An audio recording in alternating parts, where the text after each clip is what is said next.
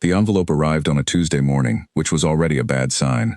Mara Voss had learned, over 23 years of living in the lower district of Calvin, that bad things always arrived on Tuesdays. Her father's discharge papers had come on a Tuesday. The eviction notice when she was 12 had come on a Tuesday, and now this. A thin, cream-colored envelope stamped with the silver seal of the Royal Administrative Office, sitting on her doorstep like it had every right to be there. She picked it up. She turned it over. She set it on the kitchen table and made herself a cup of tea first, because she was not the kind of person who let an envelope make her panic before she had even opened it. The tea was still too hot when she gave in and tore the seal. The letter was 3 paragraphs long. The first paragraph welcomed her as a citizen of the Calvin Kingdom in excellent standing. The second paragraph reminded her that under the Charter of Bonds, all unmated women between the ages of 20 and 25 with a registered bloodline were required to submit their names to the annual ceremony of surrender, where King Calum Arden of the Northern Throne would choose his third bonded companion. The third paragraph informed her that her name had been successfully registered on her behalf by the local district office, as per the bloodline verification completed 6 weeks ago during the standard census. Mara read the letter twice. Then she folded it back into its envelope, placed it very carefully on the table, and said to no one in particular, "Absolutely not." The ceremony of surrender was in 11 days. Mara had exactly 11 days to fix a bureaucratic error she had not made and did not deserve. She was not a person given to dramatics.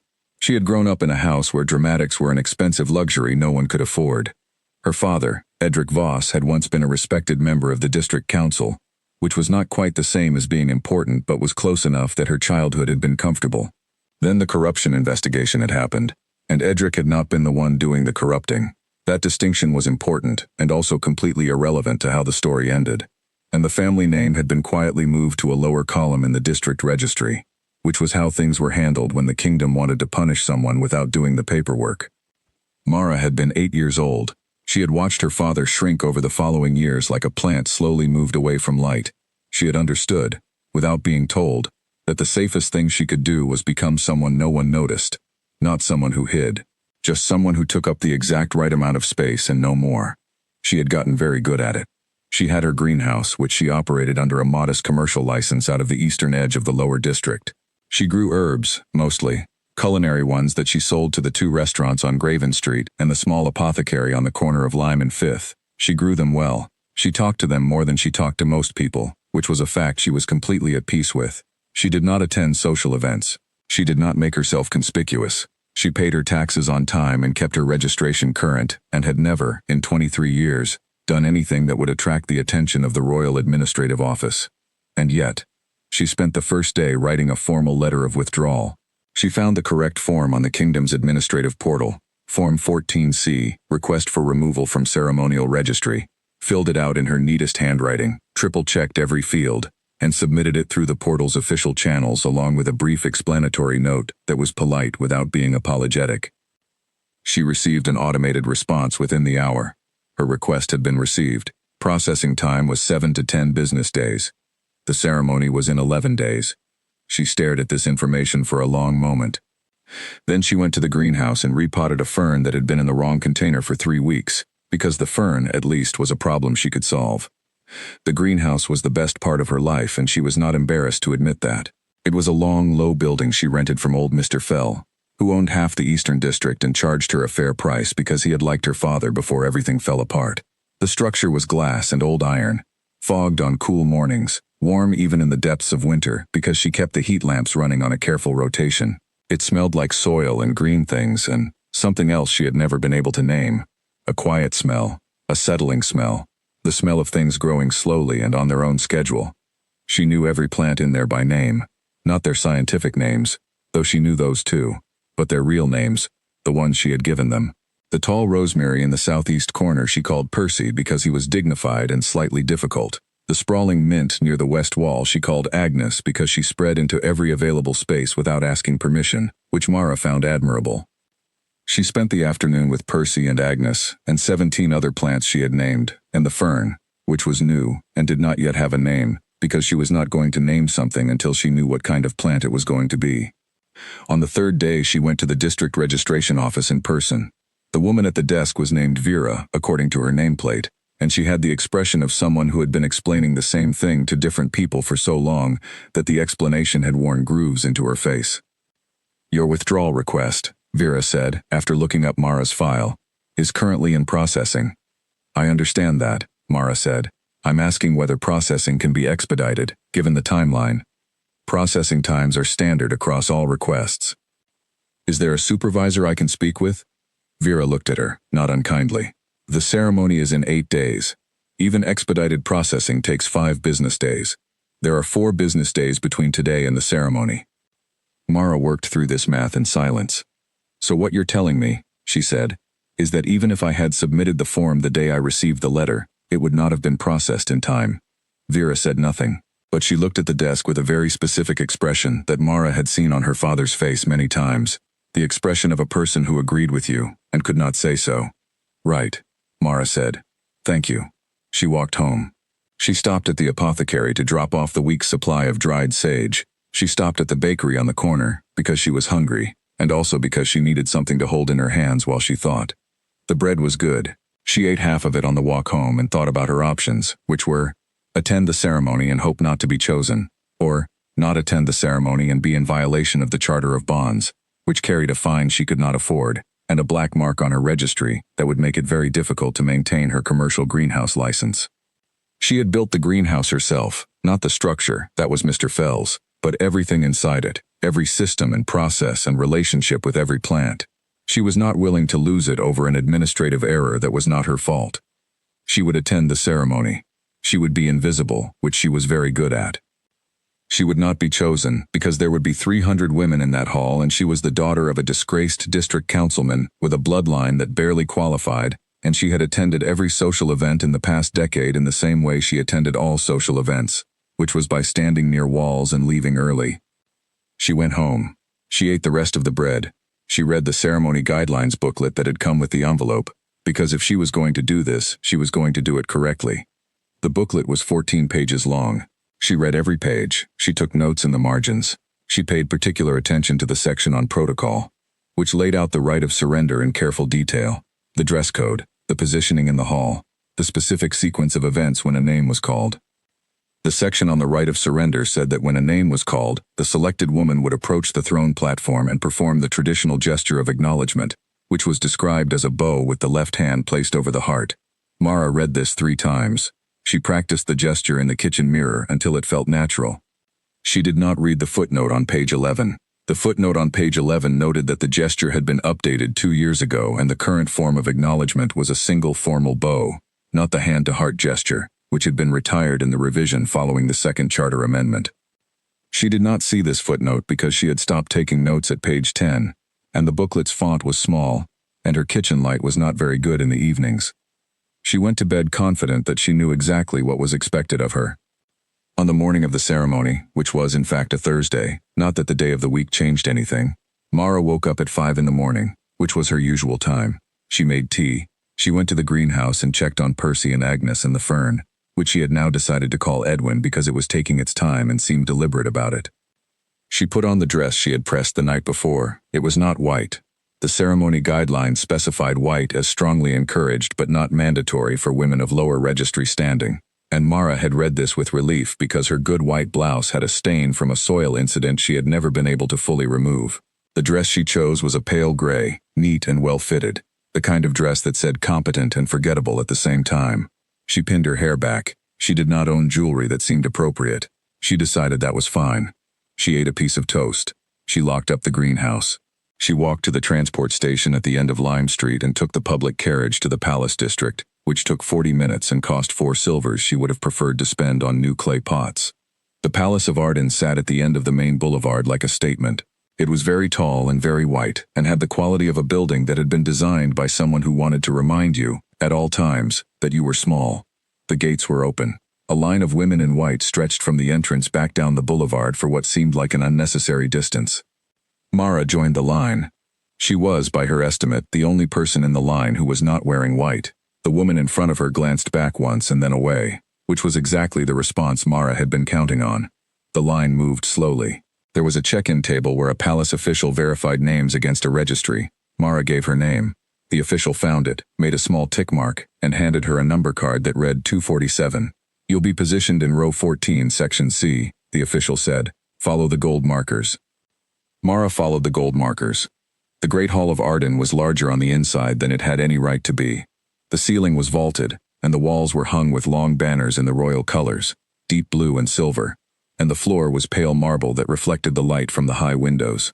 Row upon row of women in white filled the hall like a field of snow, and Mara in her pale gray dress was, she realized, visible in a way she had not anticipated. She found her position in row 14, section C, and stood very still and looked straight ahead and thought about Edwin the Fern. The High Elder of the royal court, a tall man with white hair and the carefully constructed expression of someone who was paid to be solemn, walked to the center of the hall platform and began speaking. His voice carried well. He spoke about the tradition of the ceremony. He spoke about the honor of the bond. He spoke about the strength of the kingdom, which drew its power from the unity of its people, which was a statement that Mara thought could be argued with from several directions. She paid attention. She was going to be invisible and go home.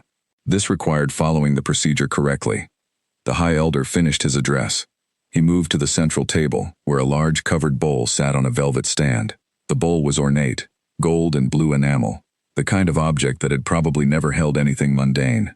He lifted the cover. He reached inside. 300 women went still. Mara was already still. She had been still since she arrived. The High Elder drew out a folded card.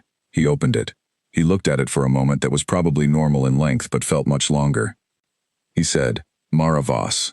The silence that followed was the specific kind that happens when 300 people simultaneously have no idea who that is. Mara's chest did something she could not describe. It was not panic. It was the feeling of standing on a step you thought was there, and discovering the floor was actually 6 inches lower than you expected. A lurch, a settling. She was 247, row 14, section C. Her feet moved before she made a decision. The women around her parted, not out of respect, but out of the particular human instinct that creates space around someone who has just become the center of something. She walked forward. She walked past the gold markers and up the central aisle and up the steps of the platform, and she was aware of every single person in that hall watching her, and she did not look at any of them. She looked at King Calum Arden of the Northern Throne.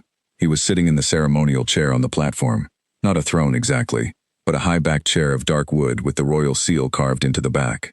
He was very tall even seated, with dark hair that was not quite neat and eyes that were gray in the hall's light, or possibly blue, or possibly neither, and he had the face of someone who had made a great many decisions and was entirely comfortable making more. He was watching her with an expression she could not read, not hostile, not warm, just watchful. Mara stopped at the correct distance from the chair. She placed her left hand over her heart and bowed. The silence became a different kind of silence. The High Elder made a sound that was not quite a word. King Calum Arden looked at Mara's hand over her heart, and then he looked at her face. She looked back at him. She was trying to determine, from his expression, whether she had done something wrong, and the answer appeared to be yes, but she did not yet know what. The correct gesture was a bow. She had bowed. The hand was the part that was wrong, she realized now. The hand to heart had been retired. The booklet had said so. Somewhere in the pages she had not finished reading. She straightened. Her hand dropped. She said, because silence was making everything worse. I apologize. I used an outdated edition of the guidelines.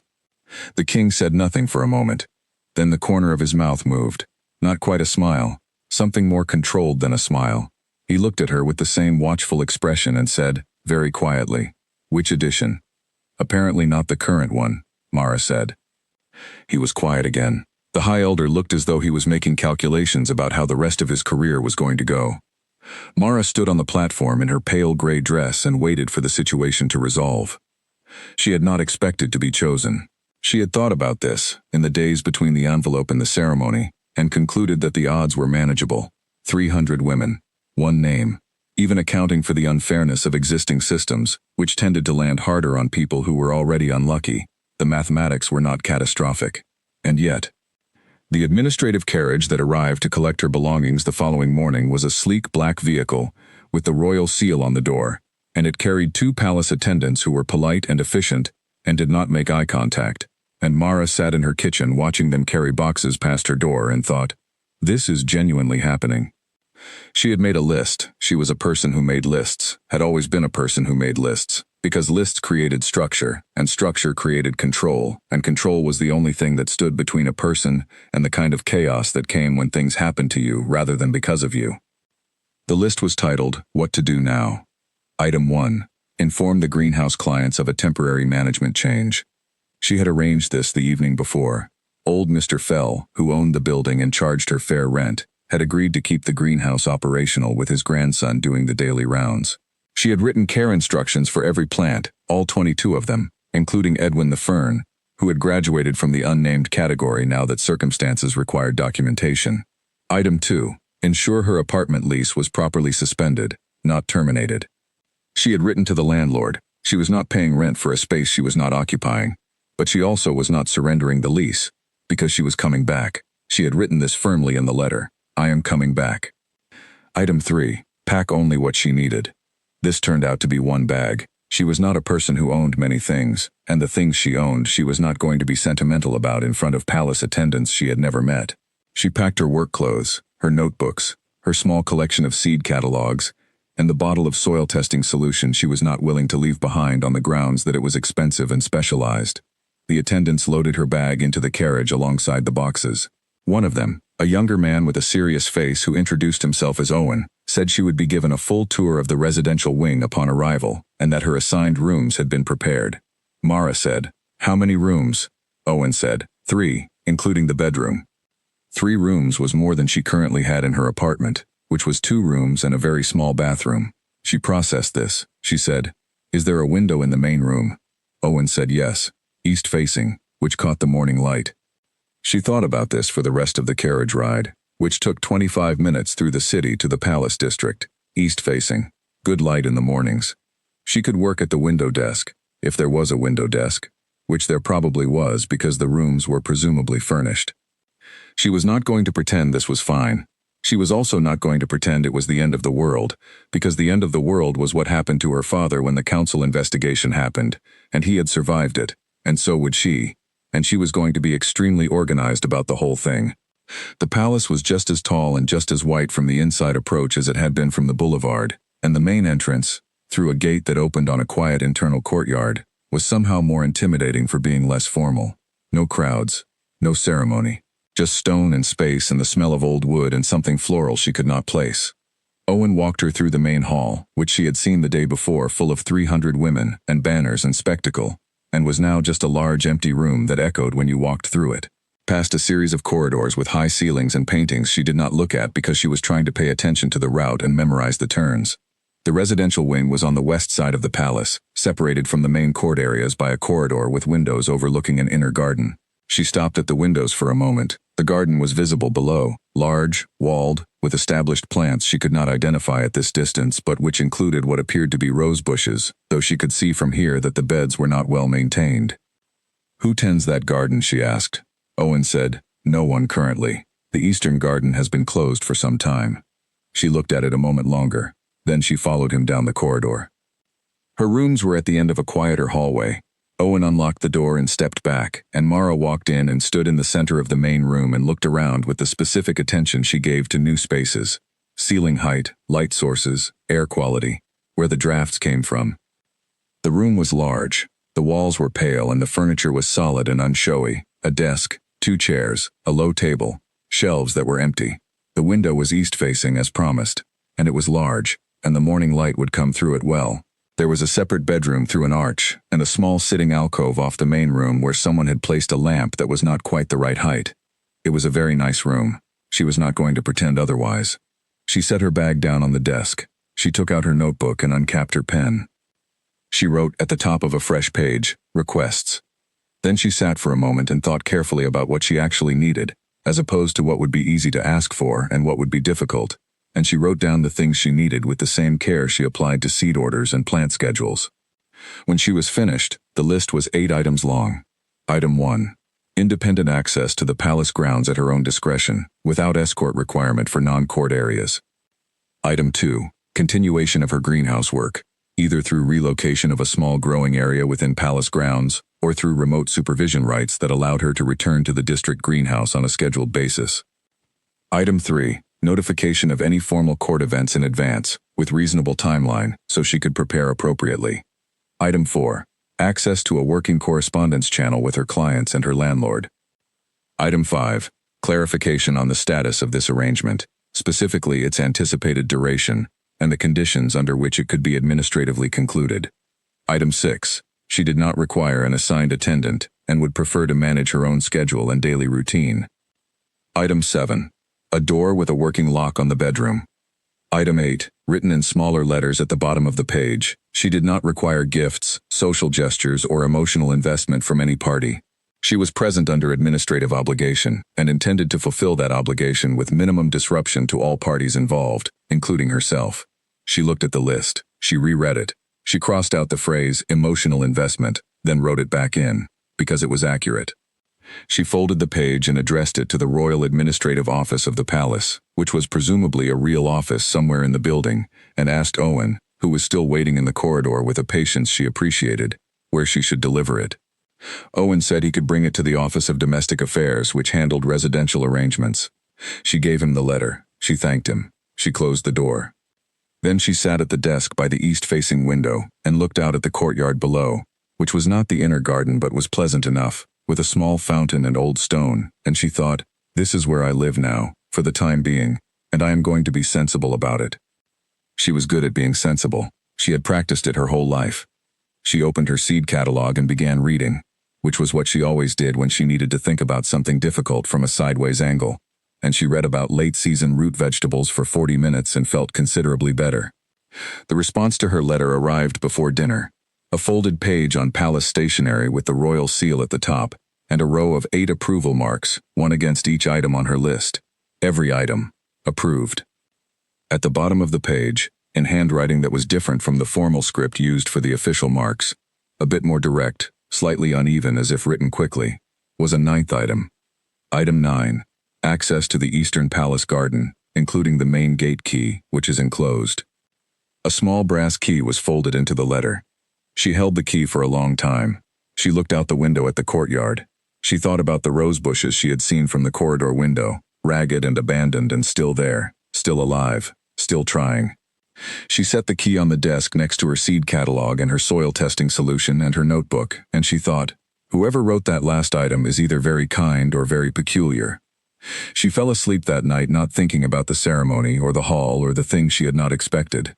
She was thinking about the garden and what the soil composition was likely to be after years of neglect, and whether the rose bushes were salvageable, and what it would take to find out. She woke the next morning to east light coming through the window exactly as Owen had said it would, and the first thing she saw was the brass key on the desk, catching the early sun. She made tea, she got dressed, she picked up the key. She went to find the garden. The eastern gate was in the far corner of the residential wing's grounds, behind a low stone wall that ran along the south side of the palace's interior courtyard. Mara found it after 2 wrong turns, a corridor she walked the full length of before realizing it ended in a storage room, and a staircase she climbed for no reason, except that the key had pointed her in a general direction, and she was working from limited information. The gate was iron, old iron, the kind that had gone dark with weather and time, and it was set into the wall low enough that a tall person would have had to duck. Mara was not tall. She fit through without difficulty. The garden on the other side stopped her. Not because it was beautiful. It was not anymore. It had been, you could see that easily. The bones of it were still there. The stone paths in their careful patterns, the raised beds with their low borders, the arched trellis at the far end, that was still structurally sound even though it was draped in something dead. There were rose bushes along the south wall, 5 of them, and they were in the specific state of neglect that happens when something alive has been left to manage without help for a long time. Not dead, not dying, just struggling, with the kind of struggling that is quiet and private and easy to miss. The soil in the nearest bed had gone gray at the surface. Wrong mineral balance, she could see it from here, the kind of imbalance that turned soil that color. The paths had moss creeping in from the edges. The trellis had a dead climbing vine that had dried to something lacework delicate and would have to come down carefully, because the structure underneath it might be worth keeping. She stood in the entrance and looked at it the way she always looked at a new space, methodically, from the outside in, giving it time before she made any decisions. Then she took out her notebook and started a triage list. She spent 2 hours in the garden that first morning. She did not plant anything. She did not pull anything out. She walked the paths and crouched by the beds and took notes and made drawings, rough ones, just enough to give her a sense of the space's structure. and she talked to the rose bushes, because that was what she did. She told the rose bushes that they were in bad shape but not beyond help. She told them the soil was going to need work before she could promise anything. She told the largest one, closest to the wall, that it still had green under the bark where it mattered, and that was the only thing she needed to see. She did not notice, when she finally looked up from the largest rose bush, that someone was standing in the gateway. She noticed a moment after, the figure was still, very still, the kind of still that comes from trying not to disrupt something. And when she turned and saw who it was, she straightened up with the particular feeling of having been caught doing something she could not easily explain to a stranger. King Calamardan looked, in the early morning without the ceremony in the hall and the 300 women in white around him, like a different version of himself.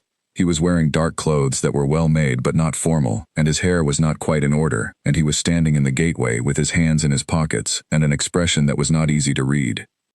He looked at her. He looked at the notebook in her hand. He looked at the rose bush she had been addressing. He said, "The soil is wrong." Mara stared at him. "In the beds along the south wall," he said, "the drainage backing up under the stone changed the mineral composition. I noticed it a few years ago," she said, because this was the most unexpected thing anyone had said to her since she arrived. "You know about soil problems." He looked as though this were an unremarkable thing to know about. "I grew up here. I know most things that were wrong with this garden before it was closed." She looked at the south wall beds. She looked back at him. She said, "Why was it closed?" He was quiet for a moment, not the uncomfortable kind of quiet, a different kind, the kind that has a reason. "It was my mother's garden," he said. "She died 4 years ago." Mara said nothing. She was not a person who filled silences with automatic sympathy, which she thought was often unkind because it pushed the weight of managing someone's comfort back onto the person who was already carrying the grief. She just let it sit. He nodded slightly, as though this were the right response, though she had not done anything. "You don't have to work on it," he said. "The access was, I thought it might be useful to you. Given item 2 on your list." She had written item 2 about her greenhouse work, about having somewhere to grow things. She looked around the garden. She looked at the trellis and the moss, and the 5 rose bushes, and the new fern's potential cousin, if she decided to name it, which she was already considering. She said, "It is not past saving." "No," he said. "I don't think it is either." He looked at the garden for another moment, and his expression was something she could not name. Not sad exactly, or not only sad, something more complicated than that, like looking at something you thought you had put away and finding it still partly alive. Then he said, "I will let you work," and he turned and walked back through the gate. She listened to his footsteps until they faded. Then she turned back to the south wall beds and made a note about drainage modification and soil amendment, and the specific mineral balance she was going to need to get the roses back to something. And she thought, he knew what was wrong with this garden and he closed the gate anyway, and then he gave me the key, and neither of those facts is simple. She did not think about this in any particular direction. She just noted it, the way she noted everything in the garden, as information that would become useful when she had enough of it. She went back to the trellis and began carefully separating the dead vine from the structure underneath, inch by inch, to see what was worth saving. She stayed in the garden until midday. She came back the next morning, and the morning after that, the king was standing in the gateway again when she arrived. He did not say much. He looked at what she was doing and asked one question, about the trellis this time, whether the underlying wood was structurally sound, and she said she thought so, but she would need to check the joints, and he said he knew where the garden tools were stored if she needed anything. She said, "Where?" He showed her. It was a low stone outbuilding against the north wall, unlocked, with tools that were old but well made, and had been kept oiled even through the years the garden was closed. She stood in the doorway of the outbuilding and looked at the row of trowels and the bundle of stakes and the coiled lengths of twine, and she thought, someone kept these ready. She picked up a trowel. She went back to the south wall bed and started working on the drainage modification she had planned. He did not stay. He left after showing her the outbuilding, back through the gate, but she heard the gate open again an hour later, and when she looked up he was sitting on the low stone bench at the center of the garden with a stack of papers that appeared to be official documents, not watching her, just there. She went back to work. The rose bush near the wall was called something now, she decided. She was calling it Clara, because it had a stubborn quality and was still trying, and Clara seemed right for that. She told Clara this while she worked on the soil around her roots. The king, on the bench with his papers, did not say anything, but she thought she heard him exhale with a sound that might, in different circumstances, have been the beginning of something warmer than a simple breath. By the fourth morning she had a new rhythm. The eastern gate, the garden, the triage list, the south wall beds. The king appeared or he did not. When he appeared, they spoke briefly and specifically about the garden, and when they were not speaking, the silence was the kind she preferred, the kind that had shape to it, that was not empty but simply quiet. On the fifth morning she arrived to find the outbuilding door propped open and fresh soil bags stacked inside. She looked at them for a moment. She looked at the note on the top bag, which said, "Amendment Blend, South Beds, per your notes from Tuesday." He had read her notebook, or he had asked someone to read it, or he had made the same calculation she had made and ordered accordingly. She moved the bags to where she needed them and got to work. She did not mention the bags when he appeared at the gate later that morning. She just looked up and said, "The amendment blend is right." He said, "Good." That was all. He sat on the bench with his papers and she worked on the beds, and the morning passed in the particular way that good mornings pass, without you noticing their quality until they are almost over. She noted, on her way back through the gate at midday, that she had not thought about the list or the ceremony or the administrative obligation since she had walked through the gate that morning. She noted this as information. She did not do anything with it yet. 3 weeks into her residence at the palace, Mara learned that she had become a subject of conversation. She knew this not because anyone told her directly. No one at the palace told her anything directly, which she had begun to understand was a structural feature rather than a personal slight, but because she was a person who noticed small things, and she had started noticing them. It began with the way the servants in the East Corridor adjusted their posture when she passed, not because they were avoiding her, but because they were tracking her. The way you track something you have been asked to track without being told exactly why. She noticed the way the woman who brought her morning tea always glanced toward the corridor in the direction of the king's study before leaving. She noticed the way Owen, who had become her point of contact for anything administrative, answered her questions about palace schedules with slightly more information than she actually needed. She filed all of this information in the same part of her mind where she kept the drainage ratios for the eastern garden and the flowering schedule for Clara the rosebush. On the 19th day, she was in the main dining room for the first time. She had been eating in her rooms until the invitation arrived, not a formal summons, just a note from the palace steward that the king would be at the main table for dinner and that her presence was welcome if she chose. She chose. It seemed like the kind of thing that should be attended at least once, to establish a baseline. The main dining room was not the spectacle she had anticipated. There were no other guests that evening, just the long table with its dark wood, and 2 place settings at the near end that someone had decided was less absurd than the formal arrangement of 2 people at opposite ends of a table that seated 40. The king was already seated when she arrived. He stood when she entered, which was the kind of automatic courtesy she had read about in the etiquette section of the guidelines booklet she had now read completely, including the footnotes. She sat down. She said, "Good evening." He said, "Good evening." They ate. The food was very good. She thought about saying something about the food and decided it was not the most interesting thing she could say. She said, "The eastern bed soil is responding. I tested it this morning and the mineral balance is shifting in the right direction." He looked up from his plate. "How long before the roses will show it? If the weather holds, I will see new growth in the outer canes within 2 weeks, maybe 3. He was quiet for a moment. Not the careful kind of quiet, the thinking kind. He said, "My mother planted the ones along the south wall the year before I was born. She said she wanted them to be as tall as me by the time I could remember being tall." Mara looked at Clara's approximate location through the wall, as if she could see the garden from the dining room. "They are taller than I expected," she said. Even with the neglect, they held on. She would have liked that, he said. Something moved across his face and then settled again. She thought about her father, about the specific kind of weight that comes from watching something you love become smaller than it used to be. She did not say this, she just held it, the way you hold things that belong to someone else. She said, "The trellis is structurally sound. I am going to plant a climbing white rose at the base. It will take a season to get established, but it will cover the full arch in 2. He looked at her. "You have planned 2 seasons ahead. It does not make sense to plant for less." There was something in his expression then that she could not read precisely, but that felt like recognition. The kind that happens when someone does something ordinary that turns out to be the same way you do it. They ate the rest of the meal in a silence that was not awkward. She had not expected this. She had expected awkward. She had prepared for awkward the way she prepared for things that were going to require sustained management, and instead it turned out to be just quiet, which was different. He asked about her greenhouse, not in a formal way, but the way you ask when you actually want to know.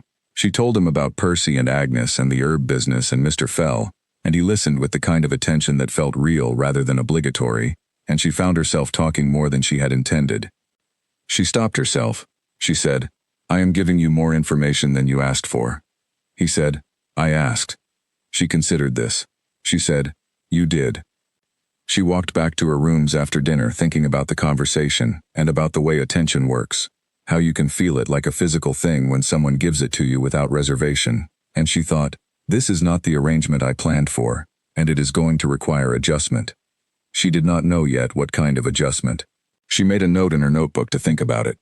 The next morning she arrived at the Eastern Garden Gate at her usual time and found the king already there, sitting on the bench with his papers and a cup of tea he had apparently brought from the palace kitchen, and there was a second cup on the stone beside the bench. She stopped at the gate. She looked at the second cup. He did not look up from his papers. He said, "The kitchen says you drink it plain, no milk." She said, "That is correct." She walked to the bench. She picked up the cup. She sat on the other end of the bench and drank her tea, and they were both quiet, and the morning was cool and the garden was doing what it did every morning when she arrived, which was look slightly better than the day before, in ways that required close attention to see. The advisor, whose name was Brennan, found the king in the Eastern Garden for the third time that week. He had notes to discuss. He stood in the gateway with his notes for 4.5 minutes before the king looked up. The king said, "What is it, Brennan?"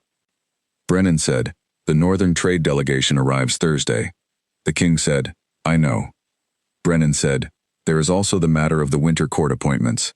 The king said, "Schedule it." Brennan wrote this down. He looked at his notes. He looked at Mara, who was in the south bed working on something with a trowel and paying no attention to either of them.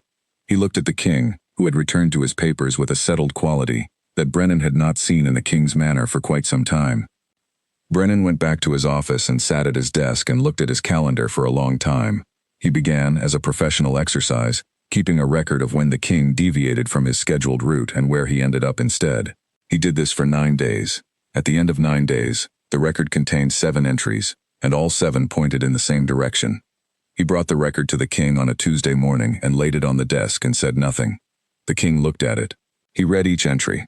His expression remained the same throughout, which was not an expression that gave Brennan information. He said, "This is circumstantial." Brennan said, "Yes, sir." The king said, "Get out." Brennan got out. He went back down the corridor to his own office and sat behind his desk and thought, in 11 years of service, the king has never told me something was circumstantial, when what he meant was that I was wrong. He says I am wrong when he means I am wrong. Circumstantial means something else. He filed the record carefully in his desk drawer and thought, well, he thought about the second teacup. He had heard about it from the kitchen staff, not as a report but as the kind of thing that circulates in a household when something changes. He thought about the adjusted routes, the afternoon hours unaccounted for that the kitchen logs showed included requests for tea to be brought to the Eastern Garden rather than the study. He thought, 11 years is a long time, and in 11 years I have never seen him go out of his way for anything that was not the kingdom. And this is not the kingdom. And he did it 7 times in 9 days without, apparently, noticing. In the Eastern Garden, the king sat on the bench and watched Mara work on the south wall beds with the focused attention she brought to everything. And he thought, without naming it, without doing anything with it, the way you sometimes have a thought that you need to hold very still before you look at it directly, that the garden had not felt like his mother's garden for 4 years, and this morning it did, and he was not entirely sure what to do with that. Clara the rosebush had 3 new shoots at the base of the south cane. Mara noticed them first. She said, without turning around. New growth, south wall, the large one. He looked. He said, "How long before flowers?" "End of summer, maybe." "She has been waiting a long time. She might surprise us." He said, "She." Mara said, "I named her Clara." He looked at the rosebush.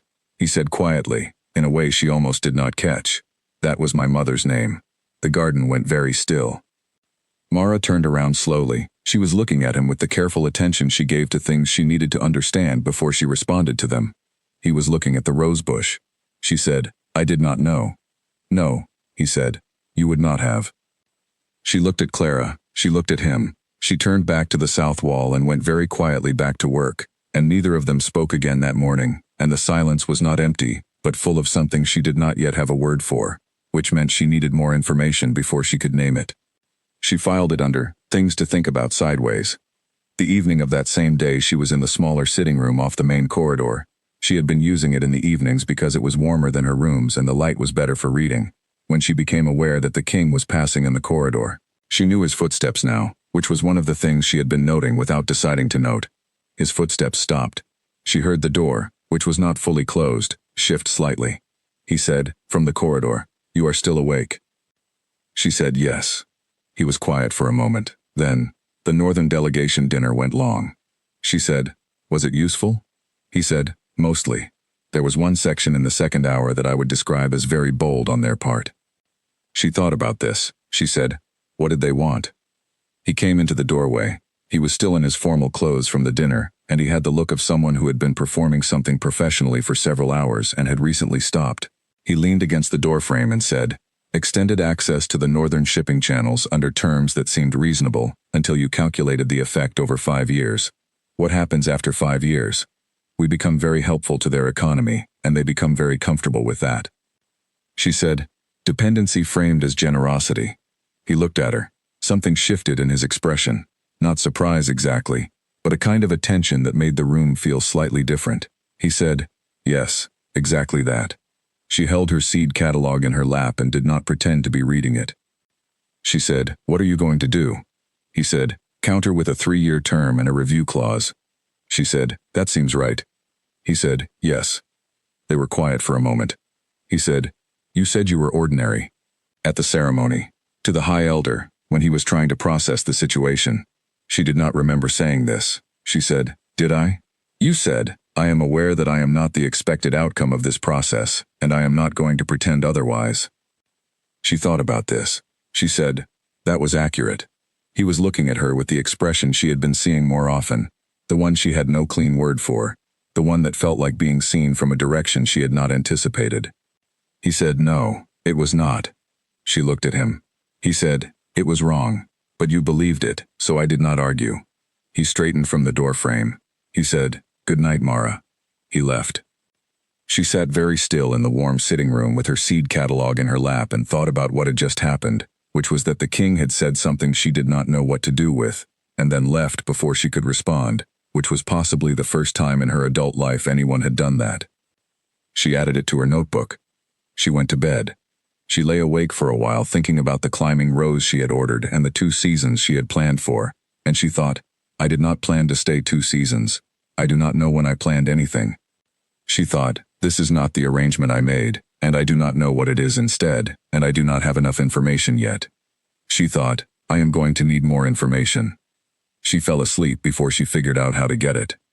The following morning she brought a small oil tin to the garden. The gate hinges had been stiff since the first day, and stiff hinges became seized hinges if you left them, and seized hinges were the kind of problem that announced itself loudly when you least needed the announcement. She crouched at the base of the gate and oiled the hinges carefully and thoroughly, and when she swung the gate it moved without a sound, which was satisfying in the specific way that solved problems were satisfying. She straightened and went inside. Clara had another new chute. She counted them, 4 now, pushing out from the base in different directions with the purposeful look of a plant that had made a decision. She stood there for a moment and watched them with the feeling she always got when something she had worked on began to do what it was supposed to do. A quiet satisfaction that did not require any particular response but was good to feel. She picked up her trowel and went to work on the eastern border. She was going to need a name for the garden's other rose bushes eventually. She had been avoiding it because naming was a commitment, and she was still operating on the principle that she was here temporarily. But the triage list she had made on the first morning had quietly evolved over the weeks into something more like a long-term plan, and long-term plans had named things in them. She thought about this while she worked, and did not reach any conclusions, and thought that was probably information too. Winter came to the palace with less ceremony than Mara had expected from a place that seemed to do everything with ceremony. One morning the inner courtyard had a skin of frost on the stone, and the east window showed breath fog when she stood close to it, and she realized the season had simply arrived, the way seasons always do, not announced, just suddenly present. The garden changed accordingly. She had prepared for it. The rose bushes were properly covered. The new trellis had been fitted with a protective layer that let the climbing rose breathe without taking cold damage, and the beds she had worked through autumn were resting under composted material that would build the soil through the cold months in ways that would show up in spring. She missed the greenhouse more in winter. Not desperately.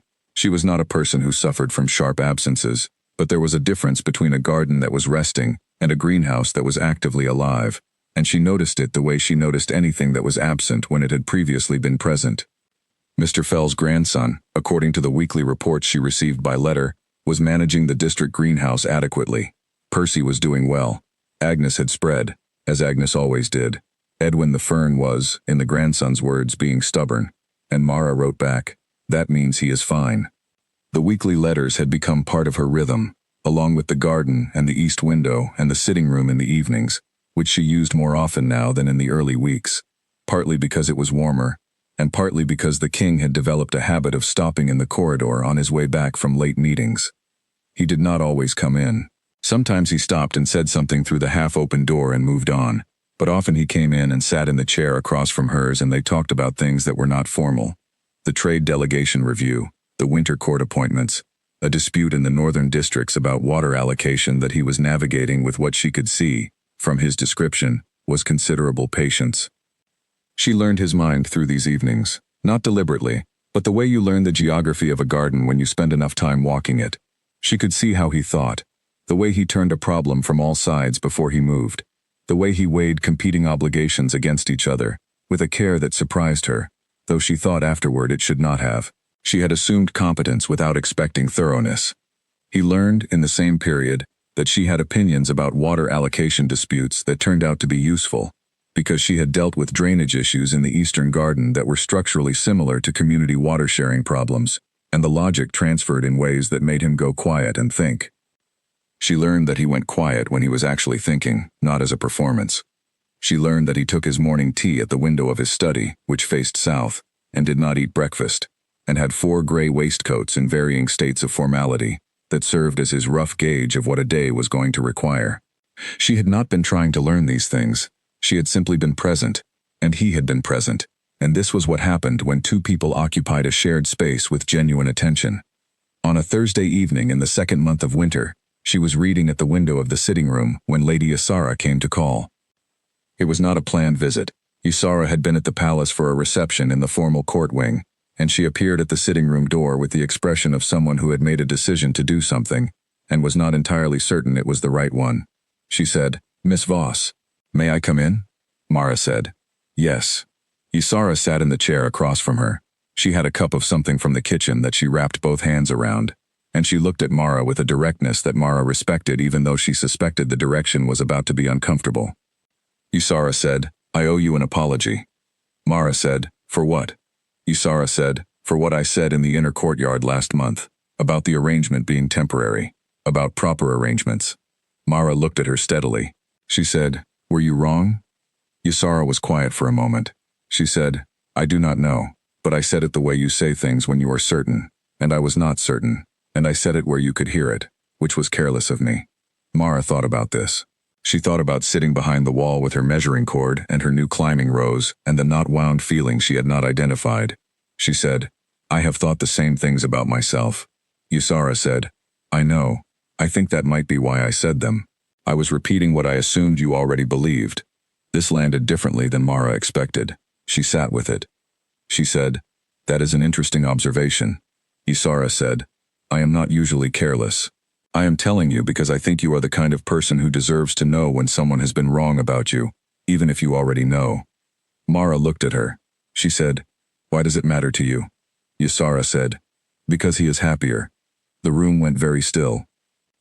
Isara said, "I have known Calum since we were both 14 years old, and I have never seen him go out of his way for something that was not the kingdom or his duty to it. And for the past 5 weeks he has been in that garden every morning, that it has not been raining, and sometimes when it has. And at dinner last week he mentioned, without any apparent awareness that it was strange, that the south wall rose bushes were showing new growth in the outer canes." She looked at her cup. "He has not mentioned anything in dinner conversation in 2 years that was not policy." Mara said nothing. Isara said, "I am not telling you what to do with that. I am telling you so you know it is not what you think it is." She finished her tea. She stood. She said, "I hope you will let me call again." Mara said, "Yes. I think I would like that. Ysara left. Mara sat in the sitting room for a long time after she had gone, looking at the fire, which was burning low and orange in the grate and did not require her to do anything. She thought about what Ysara had said. She thought about the 2 columns she had been building in her notebook, the garden column and the other column, the one with heavier things in it. She thought about what she had known and what she had been willing to let herself see.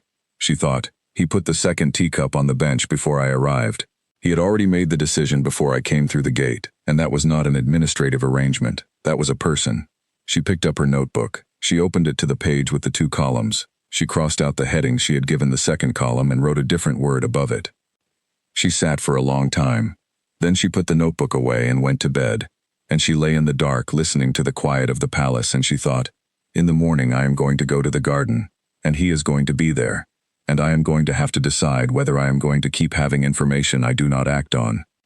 She was not sure yet. But she slept, and it was not the kind of sleep that happens when a person is carrying something too heavy.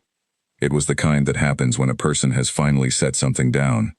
The morning after Ysara's visit was cold and pale. Mara arrived at the garden gate before the courtyard servants had started their rounds, when the only sounds were the distant kitchen noise from the far wing, and the particular silence of frost on stone. She oiled the hinges out of habit. The gate swung free. Inside, the garden was very quiet. The rose bushes were dark against the pale morning, their covered bases making them look deliberate rather than sleeping, which she supposed they were. She walked the path to Clara and crouched down and looked at the crown. No new growth in winter. That was normal and expected. Clara was gathering herself below ground. This was not visible, but she knew it was happening. That was the thing about roots. You never saw the work until it showed up somewhere else. She stood and walked the rest of the path, checking the beds in the methodical way she always checked them, and she noted the things that were holding and the things that would need attention when spring arrived, and she wrote this in her notebook under Second Season, Things to Address. The word second was already there in her own handwriting and had been there for 2 weeks. She had written it without remarking on it and had not gone back and questioned it, because she was a person who accepted evidence, and the evidence was that she was planning a second season. And planning a second season meant she had, at some point, decided to be here for one. She sat on the bench. The garden was very still. The winter light was pale and even, and it fell across the beds and the stone paths and the arched trellis at the far end with an indifferent beauty. Not soft light, not dramatic light, just good steady light that showed you what was there without interpretation. She thought about the conversation with Ysara. She thought about the word happier and the specific weight it carried in that sentence. She had not come here to make anyone anything. She had come here because a form had not processed, and a fine would have damaged her license, and she needed to be organized about an unwanted situation. She had made a list. She had addressed each item. And somewhere in the addressing, something had started that was not on the list. She was not afraid of it. That was the thing she noticed when she sat with it directly for the first time. She had been treating it like a variable she did not yet have enough information about, and the information was coming in. And the picture it was building was not frightening, strange, new, but not frightening. She thought, I am more myself in this garden than I have been anywhere in years, and he is part of why that is, and I have been collecting evidence of that for weeks without stating it plainly. She stated it plainly. She sat with it for another moment. Then she got up and went to the outbuilding and got the notebook with the second season plan and sat back on the bench and worked on it for an hour. And when the king came through the gate, she was 3 pages into the companion planting notes, and she did not look up, but she moved her coat from the other end of the bench without thinking about it, and he sat down without being asked. He said, What are you working on? She said, Second season. Companion planting. The eastern border needs the soil biology improved, without disrupting the rose root structures, so I am planning for plants that will build the biology from the surface down. He said, Which plants? She told him. He listened with the full attention that she had stopped being surprised by and had simply come to expect. He asked a question about the timing. She answered it. He asked another about spacing. She showed him the diagram she had made in the margin of the notebook. He looked at it for a moment. He said, That is detailed. She said, I do not like doing things twice if I can do them right the first time. He said, No, neither do I. She looked at him sideways. He was looking at the trellis, not at her, and his expression was the same one she had no clean word for, and she thought, I have been collecting evidence for weeks, and I have enough. She did not say this. She went back to her notes. But she did not move down the bench. And neither did he. The morning passed in the way that good mornings passed in the garden, in the specific present tense that the garden always insisted on, where what mattered was what was in front of you, and what it needed, and what you could give it. The cold was real, and the bench was hard, and the second season plan was taking shape in her notebook with the kind of clarity that comes when you know your conditions well. She thought, this is where I am. This is what I have. This is what I am doing. That was enough. For now, it was enough. She would need more information about the rest of it, but the second column in her notebook had a new heading now, and the second season plan existed, and Clara was below ground doing work that would show up in spring. Some things you trusted without seeing. You learned to do that in a garden. You learned to do it everywhere else too, eventually, if you paid attention. The midwinter reception was larger than the others she had attended. The great hall, which she had only seen twice since the ceremony, once empty, once during a brief state procession she had watched from the corridor, was opened fully and lit with the kind of light that made the pale marble floor look warmer than it was. The court families came from the northern and southern districts. Visiting officials from the trade delegation attended, including the ambitious northern representatives she had heard described across multiple evenings in the sitting room. Mara wore the gray dress. She had considered wearing the dark blue one she had acquired through the palace supply allowance. It was a better dress, and then decided against it for reasons she did not examine too carefully. She arrived at the reception on time, which was early by court standards. This gave her the advantage of positioning, which she used to secure a spot near the eastern wall, where she had a full view of the room and a pillar at her back. She was not anxious. She was doing the same calculation she did in new garden spaces, assessing the environment, locating the things that required attention, identifying the variables she could not control. The king arrived to the room with Brennan at his shoulder and the trade delegation representatives in a cluster of greeting behind him, and she noted his position the way she noted everything, as information. He was in the dark formal coat tonight, and he moved through the room with the ease of someone who had been doing this since he was young enough to be trained for it. He saw her across the room within the first few minutes. She knew because his expression shifted, not dramatically, just a small clarification, like something coming into focus, and then he returned his attention to the person speaking to him. She turned and spoke to the person next to her, which was a pleasant woman from the Southern District Trade Office named Helen, who had views about winter wool supply chains that were genuinely interesting. She was deep in a conversation about fiber weight when she became aware of Lady Ysara approaching from the right, and from Ysara's expression, composed but with a particular quality of readiness, she understood something was about to require her attention. Ysara said, "Will you come with me for a moment?" She excused herself from Helen and followed Ysara through the room to the far corner near the arched windows, where the sound dropped and the light was lower. She understood the reason when she heard the voice. Not Ysara's voice, a different woman's voice, somewhere to the left of the pillar, low and carrying, the kind of voice that is accustomed to being heard. The woman was saying that the whole arrangement was irregular, and that the selection process deserved better, and that a district girl with a challenged bloodline holding a palace position was the sort of thing that happened when systems were not properly maintained. The voice continued. Mara heard her own name. She heard the word temporary. She heard the word unsuitable. She heard a comment about the king's choices that she did not repeat to herself because she had filed it immediately, in the category of things other people believe that have no bearing on what is actually true. She was standing behind the pillar. She had stopped walking. Ysara had stopped beside her. She said quietly, "I should not have brought you this direction. I did not know they were here." "It is all right," Mara said. "It is not." "No," Mara said. "But it is not new information." She meant this. She had thought all of these things. She had held them like facts, the way she held the fact that her father's name had been moved to a lower column in the registry. Accurate, unfortunate, not worth arguing with, because the record was the record.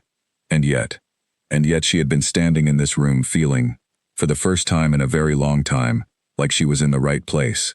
She had been talking to Helen about wool supply and thinking about the climbing rows she had ordered and the two-season plan and the second cup on the bench, and she had been, she realized, standing behind the pillar, quietly, privately, something she could not immediately name because she had not been that thing for a long time.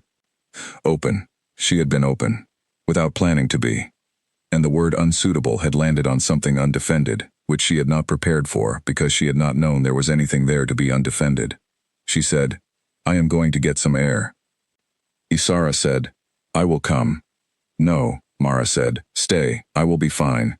She moved along the wall toward the side door, which led onto a small external corridor that connected the hall to the residential wing. She did not hurry. She did not look at the cluster of women near the pillar. She moved the way she always moved, with the specific quality of someone who knows exactly where they are going, even when they are improvising. The corridor was cool and dim. She walked the length of it to the window at the far end, which overlooked the inner courtyard with its winter bare fountain and the frost-pale stone. She stood at the window and looked at the courtyard and let herself do something she did not often do, which was feel the thing directly instead of filing it. It did not take long. She was practiced at efficiency. What she felt was, I have put things in this place. Not things she had planned to put there. She had come here under administrative obligation with a list of 8 items and an intention to make no investment of any kind, but she had put things here anyway, without deciding to, the way you put care into a garden when you are simply doing the work and not watching yourself do it. And she had just heard someone describe all of it as temporary and unsuitable from behind a pillar, and the feeling was not anger yet. It was the feeling just before anger, which was rawer and less useful. She breathed. She looked at the courtyard. She heard footsteps. She heard them before she could decide whether she wanted to be found, which meant she did not have a chance to rearrange herself, and when she turned, he was already at the other end of the corridor, moving toward her with a directness that told her he had left the reception on purpose. He stopped when he could see her face clearly. He said, Ysara told me. She said, you did not have to come. He said, no. He came anyway and stood beside her at the window, and they were both quiet for a moment, and the corridor was cool and the courtyard was pale below them. He said, are you all right? She said, I am trying to determine which part of what they said was wrong. He said, all of it. She looked at him. He said, the bloodline distinction is an administrative category with no bearing on worth. The arrangement is not temporary unless you make it temporary, and unsuitable is a word that people use when they cannot think of a more accurate one, which usually means what they actually mean is unfamiliar. She was still looking at him. She said, how long were you standing near the pillar? He said, long enough. She turned back to the window. She said, I was not arguing with them. I had thought the same things. He said, I know. That is the part that concerned me. She said, why? He was quiet for a moment. Then, because when someone agrees with the people who underestimate them, it makes it very difficult to show them otherwise.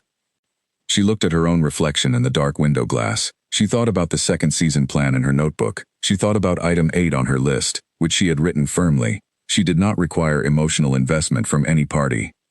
She thought about how that had been true when she wrote it, and was not entirely true now, and she was not sure when the change happened, which meant it had happened the way gardens changed, slowly, with no single identifiable moment. She said, I do not know what I am doing. He said, yes you do. She looked at him. He said, you planted things for 2 seasons. You know exactly what you are doing. You are just deciding whether to let yourself know it. She was quiet for a long time. The corridor was cool and dim, and outside the window the courtyard was still and pale, and somewhere in the eastern garden the climbing rose she had named Wren was resting through the winter under its covering, patient and small, and establishing itself in the dark in ways that would not be visible until spring. She said, I came here because of a form I did not file. He said, I know. She said, and you sent the key to the garden. He said, yes. She said, why? He said, because you asked who tended it, and no one did, and you were the person who would. She thought about this. She said, that is not an answer. He said, no, it is not. They stood at the window for a while longer, and the honesty of the non-answer sat between them in the way that some truths do, too full to argue with, too new to touch directly yet. She said, I should go back. He said, yes. She walked back down the corridor toward the hall, and she did not look back, but she knew he was still there, standing at the window in the dim corridor, and she thought, he walked out of his own formal reception. She thought, that is not a small thing. She went back into the hall and found Helen, and talked about wool supply chains until the feeling settled into something she could carry without showing, which did not take as long as she expected. She noticed, at the far side of the room, that the king had returned as well. He was with the Northern trade delegates, and he was performing the specific version of attentive that she now knew was not quite the same as actually attending. The professional expression without the depth behind it, the posture of someone doing the job. He caught her eye across the room. Just for a moment, his expression did not change. But she knew the difference now between the expressions. She had been studying them without deciding to, the way she studied everything in the garden. She turned back to Helen. She said, "You were telling me about the weight difference between spring and winter fiber. I want to hear the rest of it." Helen, who was a generous person and asked no questions, picked up exactly where she had left off. Mara listened. She was good at listening, and underneath the conversation about fiber and supply chains and regional trade, she was holding what had happened in the corridor with the same care she gave to fragile things. Gently, with 2 hands, without squeezing. The reception ended. She walked back through the residential corridors to her rooms. She sat at the east window for a while without turning on the lamp, looking at the dark courtyard and the winter night, and she thought about all the things that had accumulated since the envelope arrived on a Tuesday morning. She thought, "I have been treating all of this as information to gather, and I have gathered it, and now I have to decide what to do with it." She thought, "I know what to do with it." She went to bed. She did not fall asleep right away, but the feeling she lay with was not the restless kind. It was the kind that comes when you have made a decision, and have not yet said it out loud, but you know it is made, and it is not going to change. She was going to stop collecting information. She was going to act on what she had. There were 3 days after the reception that she did not go to the garden. Not because she was avoiding it. She was not a person who avoided things. She was a person who needed sufficient information before she acted on it, and she was in the middle of processing information she had been slow to admit she had, and the garden was a place where she was likely to encounter the person the information was about, so she gave herself 3 days to think without interruption. She spent the 3 days in her usual ways, writing letters, reading the seed catalog she had received at the beginning of winter and had gone through twice already, working through a planting plan for the Eastern Garden's second season that was becoming more detailed than a theoretical plan needed to be. On the 3rd day she received a letter from Mr. Fell. Percy had been moved to a larger pot, which was overdue. Agnes had been gently redirected from spreading into the cucumber bed. Edwin the fern, Mr. Fell wrote with the dry manner of a man who had known Mara for many years, was being Edwin. She read the letter twice. She folded it. She thought about Mr. Fell charging her fair rent, and about her father, and about 8 items on a list, and a brass key, and a second teacup placed on a bench by someone who had checked with the kitchen about how she took her tea.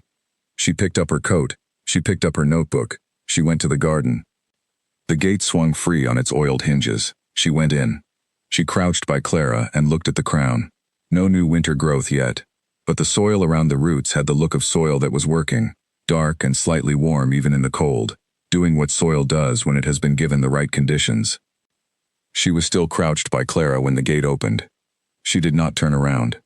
He said, "The gate opened easily." She said, "I oiled it." He came and stood beside her and looked at Clara. He said, "Any new growth?" "Not yet," she said. "She is working below ground. You will not see it until she is ready." He said nothing. He crouched beside her and looked at the crown of the bush with the same careful attention she used, the kind that was actually looking rather than performing looking. The garden was very quiet. She said, "I have been collecting information." He looked at her. She said, "It is what I do when I do not know what to do about something. I collect information and I think about it from the side until I understand it." He said, "What information?" She said, "About the second teacup, and the key, and the reception corridor, and the 11 evenings in the sitting room, and the 7 mornings Brennan logged and you called circumstantial." He was very still. She said, "I think I have been not acting on information that I have had for some time, because I wrote item 8 on my list and I believed it, and then it became less true and I did not update the list." He said quietly, "What does item 8 say now?" She thought about it. She said, "I think it says she would like to stay, if that is also what is wanted." He was quiet for a moment. The winter garden was still around them. He said, "I came to the garden the first morning you were there because I wanted to see what you were going to do with it." She said, "And?" He said, "You talked to the rose bushes." She said, "I always talk to the plants." He said, "I know. I came back because of that." She looked at him. She said, "Because I talk to plants."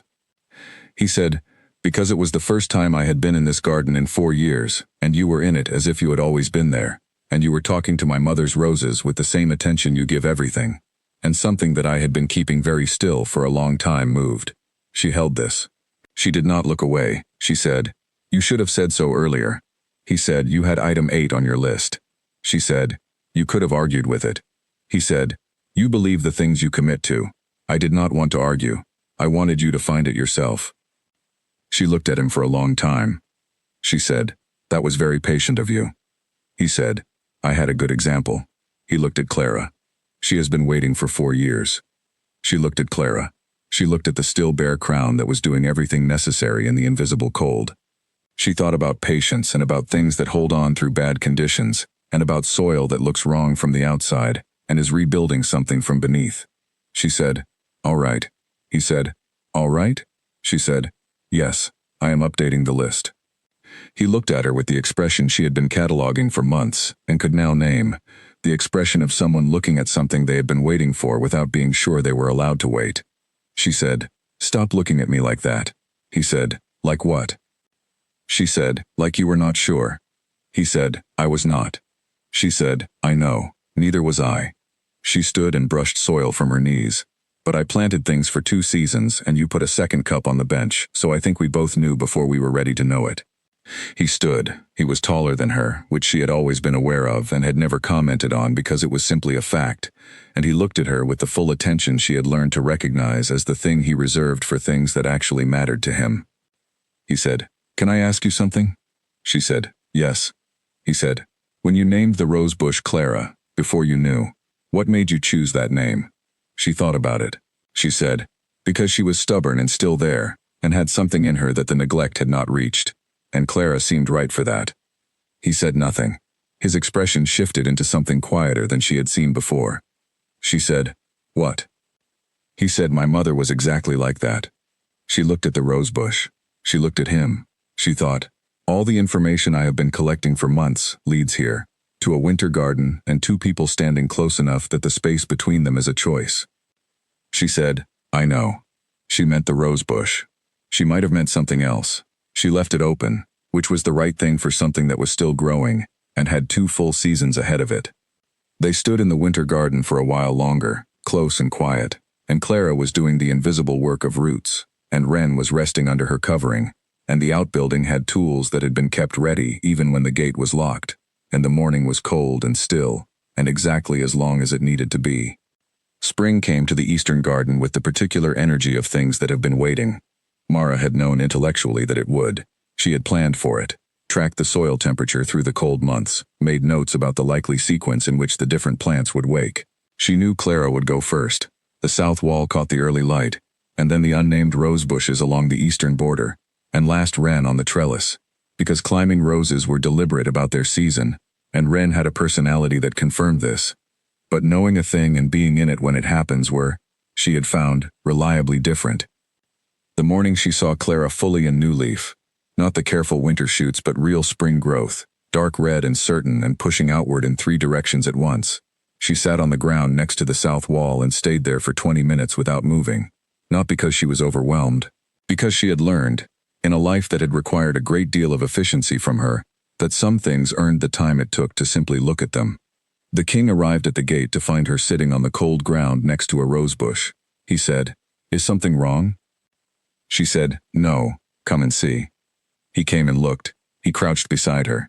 He looked at the new growth with the attention he had developed over months of being in this garden, which was the attention of someone who had learned to see what he was looking at. He said quietly, "Look at that." She said, "She has been building this all winter."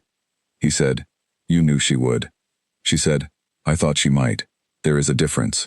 He said, "What made you sure enough to try?" She thought about this. She said, "The green under the bark. When I first tested her in autumn, the outer canes were in bad shape but the structural wood was alive. If the root system was still working, the rest was solvable. You just needed to fix the conditions and let her do what she already knew how to do." He was quiet. She could feel, without looking at him, that the quiet had a weight. She said, "What?" He said, "You just described what you did to the garden, and possibly to other things." She looked at him. She said, "I fixed the drainage and improved the soil and let things grow at their own pace." He said, "Yes." She said, "You are going to make me responsible for something I did not plan." He said, "You planned 2 seasons. That is not an accident." She stood up and brushed her knees. She said, "I need to check the eastern border." He stood. He said, "I will come." She said, "You have the Southern Trade Review this morning." He said, "Brennan can start without me." She looked at him. He was wearing the second most formal gray waistcoat, which she had learned meant a medium-weight morning, something required but not demanding. He had come to the garden in that waistcoat, which meant he had decided to come to the garden before he had considered whether it was a morning that could spare an hour. She said, "Then do not slow me down." They walked the eastern border together, and she showed him the unnamed roses beginning to wake. And she told him what she was planning for the beds in the coming months, the companion planting she had researched over winter that would improve the soil biology without disrupting the established root structures. And he listened with the kind of attention that by now she had stopped marveling at, and had simply come to expect.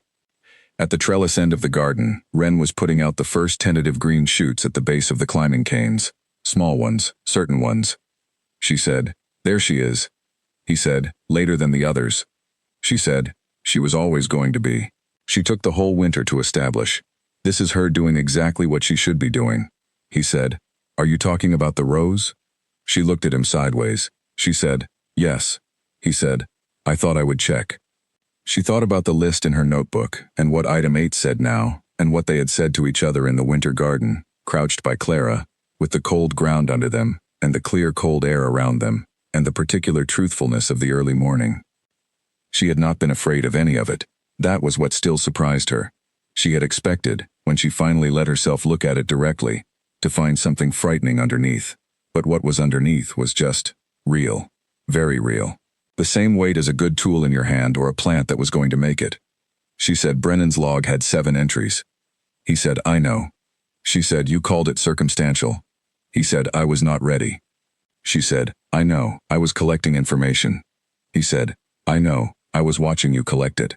She stopped walking. She turned and looked at him with the full attention she usually reserved for things she needed to understand completely. She said, "You were waiting." He said, "Yes." She said, "For me to find it myself." He said, "Yes." She thought about this. She said, "That required a great deal of patience." He said, "You were worth being patient for." The eastern border was still around them.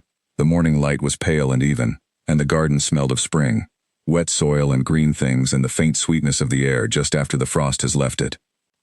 She said, "I am going to need you to say things like that more often if they are true." He said, "They are true." She said, "Then you will need to practice saying them." He looked at her with the expression she now had a name for. He said, "I am aware." They walked back to the bench, and he stayed for the rest of the morning, which made him an hour and 20 minutes late for the Southern Trade Review, which Brennan managed without comment, but with an expression that said he was noting this in his own records. The companion plants Mara had ordered arrived in the second week of spring, in a crate from the district nursery that Owen brought through the residential corridor with the careful manner of someone who had been told these were important. She checked each plant against her order, made notes about which 2 had not thrived in transit and would need a week of recovery before planting, and began the bed preparation that afternoon. The king came to the garden in the afternoon now as well as the morning, which had not been planned, and which had simply happened over the weeks following the winter garden conversation. She had not planned it, he had not announced it. He had simply appeared in the afternoon on a day when she happened to be working late in the eastern border, and had sat on the bench, and had been there when she finished, and had walked back through the gate with her at the end of the day. And then it had happened again, and again. She noted, with the part of her that was always noting, that this was the kind of thing that happened when arrangements became something else. She was not going to examine this with the same distance she had applied to everything else. She had already decided to stop collecting and start being present in what was actually happening. And being present meant noticing that the afternoons in the garden with the king sitting on the bench and her working the beds were some of the best hours of her day, and she was not going to pretend they were not. On a Wednesday afternoon in the 3rd week of spring, Brennan appeared at the garden gate. Mara looked up from the companion planting she was setting in the eastern border. Brennan was a composed man. He was not composed today in exactly the usual way. He was composed, but there was something underneath the composure that she recognized, having grown up watching her father carry things he could not set down. She said, "Brennan." He said, "Miss Voss." "I apologize for the interruption." She said, "What has happened?" He said, "The northern districts. There is news from the water allocation dispute. The situation has moved more quickly than we anticipated." She stood. She said, "Is he in the study?" Brennan said, "Yes. He asked me to tell you before he wanted you to know what was happening." She looked at this piece of information for a moment. She said, "Why?" Brennan said, with the careful tone of a man choosing his words, "Because he said you would understand the implications faster than most of the council, and because he wanted someone who would tell him honestly if his plan was wrong. She set down her trowel. She went through the gate. The study had maps on the table when she arrived, detailed ones of the northern districts, with the water routes marked in blue and the disputed channels marked in red, and more red than she had known existed in that part of the kingdom. The king was standing at the table with 2 council members she had met briefly at the reception, and he looked up when she came in with the particular focus she recognized from the hard mornings when the trade delegation had pushed back on his 3-year counteroffer. He said, "You saw the maps." She said, "I saw Brennan's face. Tell me what happened." The council members exchanged a look. The king did not look at the council members. He told her what had happened, which was that the communities along the contested channel had stopped waiting for the legal process and were managing the water themselves, which was not inherently wrong, but had created a situation that the legal process now had to respond to rather than prevent, which was harder. She looked at the maps. She traced the channel line with one finger. She said, "The contested section. What is the soil composition along the banks?" He said, "Sandy. Poor retention." She said, "Then the communities drawing from it are not drawing surplus. They are drawing necessity. The channel is low because the soil cannot hold what it receives from the upstream source, not because the communities are taking more than their portion." The council members were looking at her. The king was looking at her, with the expression she had come to know as the one that meant he had just seen something he had not seen. She said, "If you go in with the legal process as written, you will be penalizing people for solving an engineering problem the legal process did not account for. That will not resolve the dispute. It will move it." He said, "What would you do?" She said, "Commission a soil assessment before you invoke the legal instrument. Then you have evidence instead of a complaint, and the resolution can address what is actually wrong rather than who is most inconvenienced." He was quiet for a moment. He said, "How long does a soil assessment take?" She said, "Depends on who you send, but for something this size, 3 weeks, maybe 4. He looked at the council members. He said, "Schedule it." The council members left. He looked at her for a moment across the table of maps. She said, "I do not know if that was the right answer." He said, "It was the most right I have heard today." She said, "I am telling you what I know about soil and drainage. The political part is yours." He said, "I know. That is why it helps." She looked at the maps for another moment. She traced the channel again. She thought, the same principle everywhere. You cannot fix a drainage problem from the top. You have to go down to where the water is actually going and understand why. She said, "I am going back to the garden." He said, "I will come when I can." She went back through the palace corridors to the eastern gate. She went in. She picked up her trowel. She knelt by the eastern border and set the next companion plant, with the care she gave to everything that was establishing itself in a new place. The afternoon was warm. Spring had decided to commit. The garden was doing what it did when the conditions were right, pushing, growing, filling the space it had been given with the steady purpose of things that do not waste good weather. She worked until the light changed. He came through the gate in the hour before the day ended, and he did not say anything about the maps or the council or the water dispute. He sat on the bench and she finished the planting row and they walked out together when she was done, through the gate with the free-swinging hinges, into the corridor with the windows that looked onto the garden, where Clara was visible from the glass, fully leafed, reaching, taking up all the space she had earned. She said, "She is going to bloom in 6 weeks." He said, "I know." She said, "Are you going to say something about the metaphor?" He said, "I was thinking about it." She said, "Do not." He said, "All right." They walked back through the residential wing in the direction of their respective rooms, and the palace was warm in the late afternoon, and the corridors were quiet, and she thought, 6 weeks ago I was sitting on the winter ground by a sleeping rosebush and deciding to update my list, and here is what 6 weeks looks like. She thought, spring is very fast when the conditions are right. She thought, so are other things. The soil assessment from the northern districts arrived faster than Mara had expected, 2.5 weeks, because the team the king sent was good, and the problem, once you were looking at the right thing, was not complicated to document. She read the summary when he brought it to the sitting room one evening, not because he needed her to, but because he handed it to her, and she took it the way you take something you have been offered. The summary confirmed what she had said about the sandy banks. The communities had not been overclaiming water. The soil's inability to retain what it received had created an appearance of shortage that was actually a drainage and ground composition problem, and the legal dispute had been built on that appearance as though it were a fact. She set the summary on the table. She said, "This is going to change the entire framing of the case." He said, "Yes." She said, The communities that have been named as the difficult party, they were just trying to manage what the ground could not. He said, yes, and the legal instrument as written assumes a fault that does not exist. We will need to amend it. She said, can you? He said, it will take time and some resistance from the council members who committed to the original framing. But yes, she said, is that the hard part? He said, no. The hard part is doing it in a way that does not make the communities feel they were being judged while the judgment was forming. She looked at him. She said, you have thought about how it feels for them. He said, I try to. She said, most people with the kind of authority you have do not. He said, I have noticed that. She thought about her father, about the district council investigation, about how the machinery of official judgment had moved without once accounting for how it felt to be inside it, to be the name in a file, the entry in a column, the person the system processed rather than the one it served. She said, when you resolve it, make sure someone tells them directly, not through a posted notice, a person who goes and speaks. He looked at her with the expression she had learned to read as him filing something. He said, I will. She said, someone patient. He said, I know a few. She said, send Brennan. He has the right manner for it. He was quiet for a moment. Then he smiled, actually smiled, the real version, not the controlled corner of the mouth she had catalogued in the early weeks. She had not seen this often enough to have stopped noticing it. She said, what? He said, you know my staff better than most of the council does. She said, I pay attention. He said, I know. The evening had gone late by the time she walked back to her rooms. The palace was quiet and the corridors were dim, and she moved through them with the ease of someone who knew where the good light fell, and where the draft came under the east door, and which floorboards in the residential wing announced themselves when you stepped on them. She knew this place.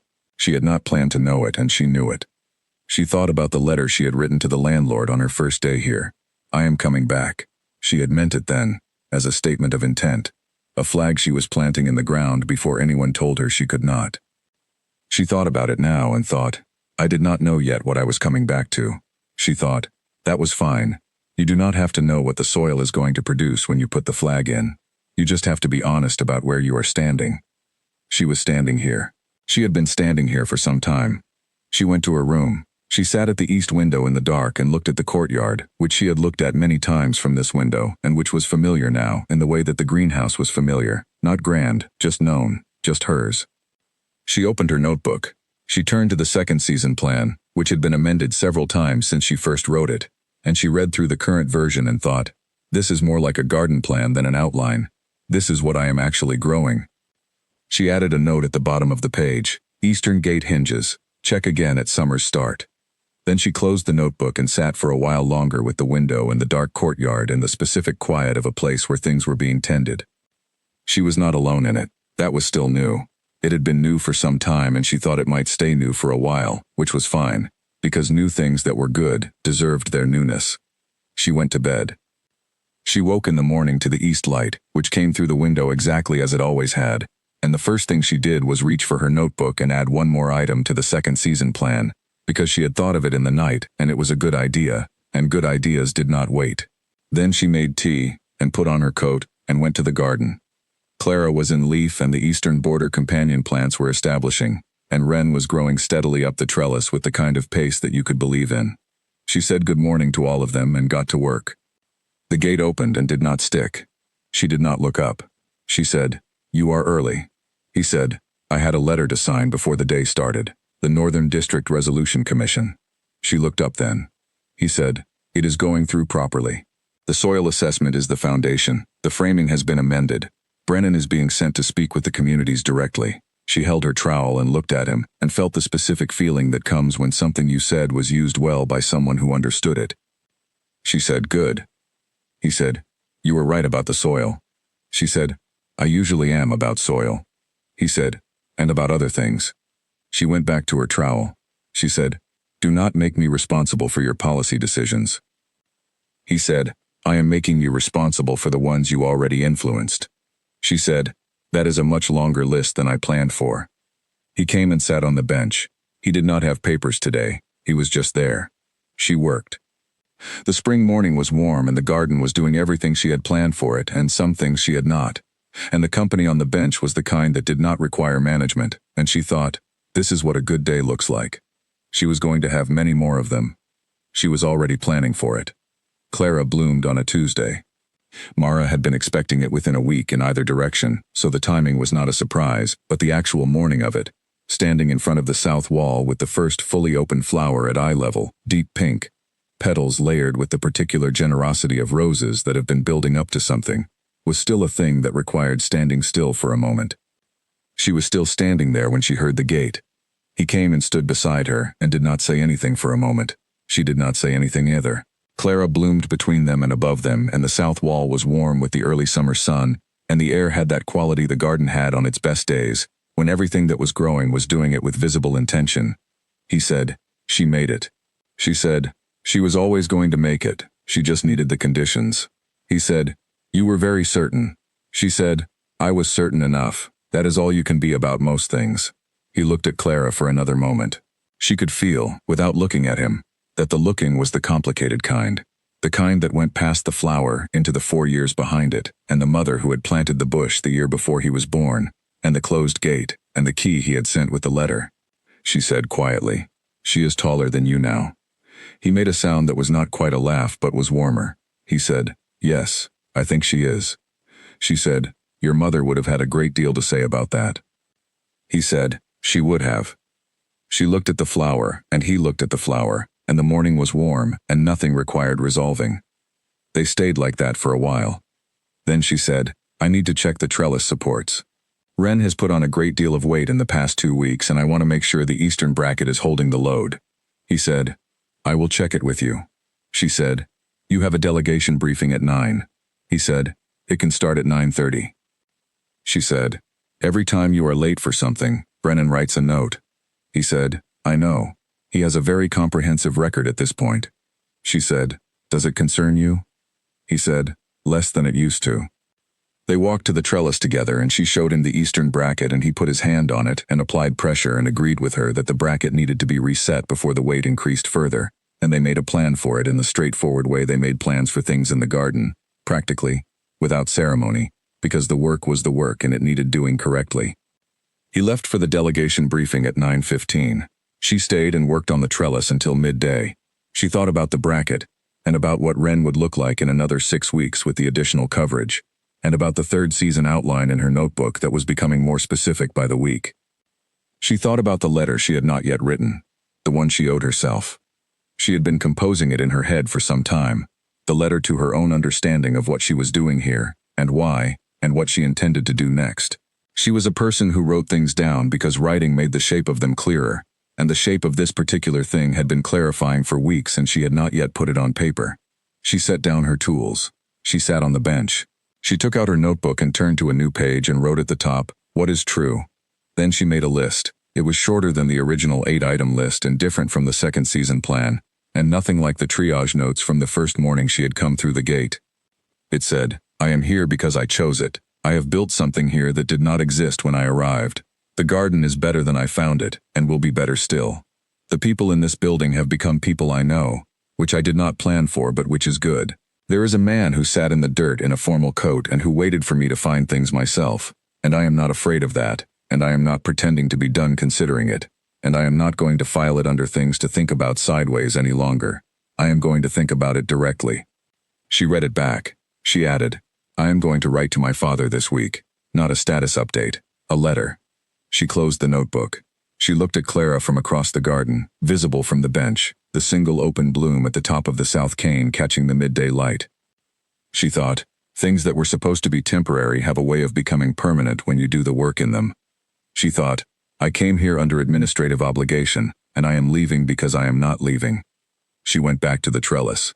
The formal dinner that evening was for the Eastern Council members, which was the third such dinner since Mara had arrived, and the first one she had attended properly. At the main table, with a place card that said her name in the palace calligrapher's careful hand, positioned not at the far end where previous selections had been placed but 2 seats to the king's right, which was either administrative convenience or a statement, or both. Helen from the Southern Trade Office was there, which made the seating easier. Helen was a person who could talk with genuine interest about wool supply and water distribution and the mineral content of northern soil in the same conversation. and she did not treat Mara's presence at the table as something requiring explanation. The Northern Council representative, a man named Carlton who had the deliberate manner of someone who chose every word in advance, said to her during the third course, "I understand you advised on the water assessment methodology." She said, "I offered a perspective." He said, "A useful one, apparently." She said, "The soil problem was visible if you knew what to look for." He said, "Most advisors in this palace do not know what to look for in soil." She said, "Most advisors in this palace have not spent 10 years growing herbs in a district greenhouse." Carlton looked at her for a moment with the expression of a man recalibrating. He said, "No, I imagine not." She ate her dinner and talked with Helen about a new fiber processing development in the south that was going to change the spring collection pricing. And across the table the king was in conversation with the council members about the trade review, and she was aware of him the way she was aware of the garden's rhythms, as background, as steady presence, as something that was simply there and working. He caught her eye twice during the evening, not signaling anything, just the small acknowledgement that happens between people who share a context. After the dinner she walked with Helen toward the residential wing, because Helen's rooms were in the same direction, and Helen said, "You are very different from the other selections." Mara said, "I have been told that." Helen said, "I mean it as an observation, not a judgment. The previous two were, there was a quality of performance about them. They were trying to fit a shape that existed before they arrived." Mara said, "And I am not." Helen said, "You brought your own shape, and he adjusted to it, rather than the other way around."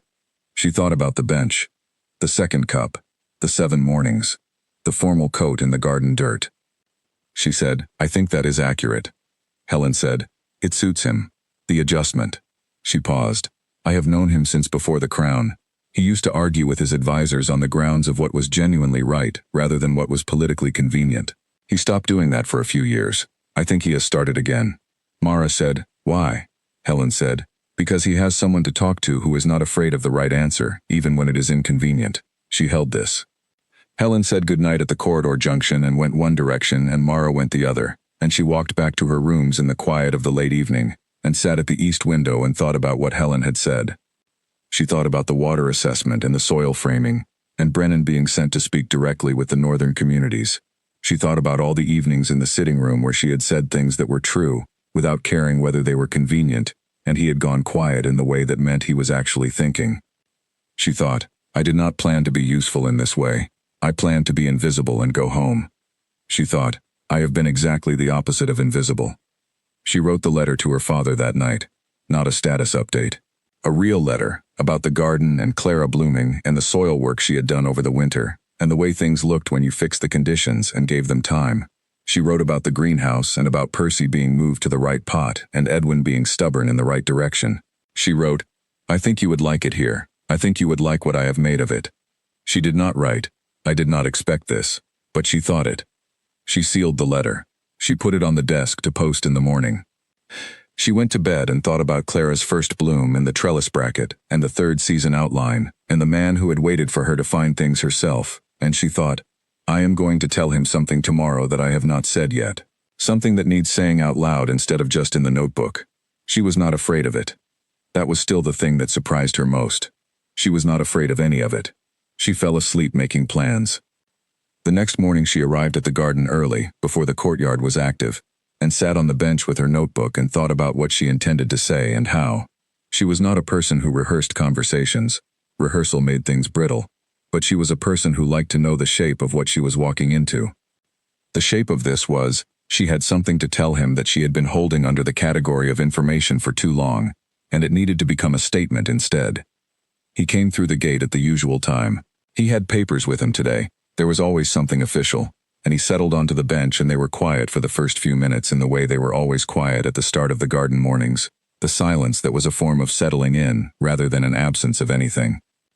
She said, "I wrote to my father last night." He said, "Good." She said, "A real letter, not a status update."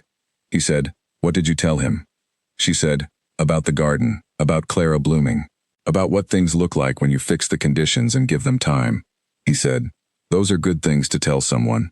She said, "I also said I thought he would like it here." He was quiet for a moment. He set his papers down on the bench beside him. She said, "I have been thinking about what I told you in the winter, about item 8, about updating the list." He said, I remember. She said, I want to be more specific than I was then. He turned toward her slightly. She said, I am not here because of the portal and the form and the administrative obligation. I have not been here because of that for some time. I am here because this is where I want to be, and the work is here, and you are here, and those three things together are more than I planned for, and more than enough. He was looking at her with the expression she had named, the one she had been waiting to see clearly enough to respond to. She said, that is the specific version of item 8. He said, that is a much better item 8. She said, I thought so. He said, can I tell you the specific version of my side of this? She said, yes. He said, I sent the key to the garden because I thought you might do something with it. I did not know what. I came through the gate that first morning because I wanted to see what you would do with something that had been failing, and what you did was talk to it and fix the drainage and make a plan and come back every morning and believe in it before it gave you any reason to. He looked at the garden, all of it at once, the way you look at something you have been watching change, and I thought, that is the kind of person I have been waiting for without knowing I was waiting. She held this. He said, I am not good at saying things like this. I want you to know that so you account for it. She said, I have noticed. I am accounting for it. He said, what I mean is, stay. Not because of an arrangement or an obligation, because I am asking. She looked at him for a long moment. She said, I already decided to stay.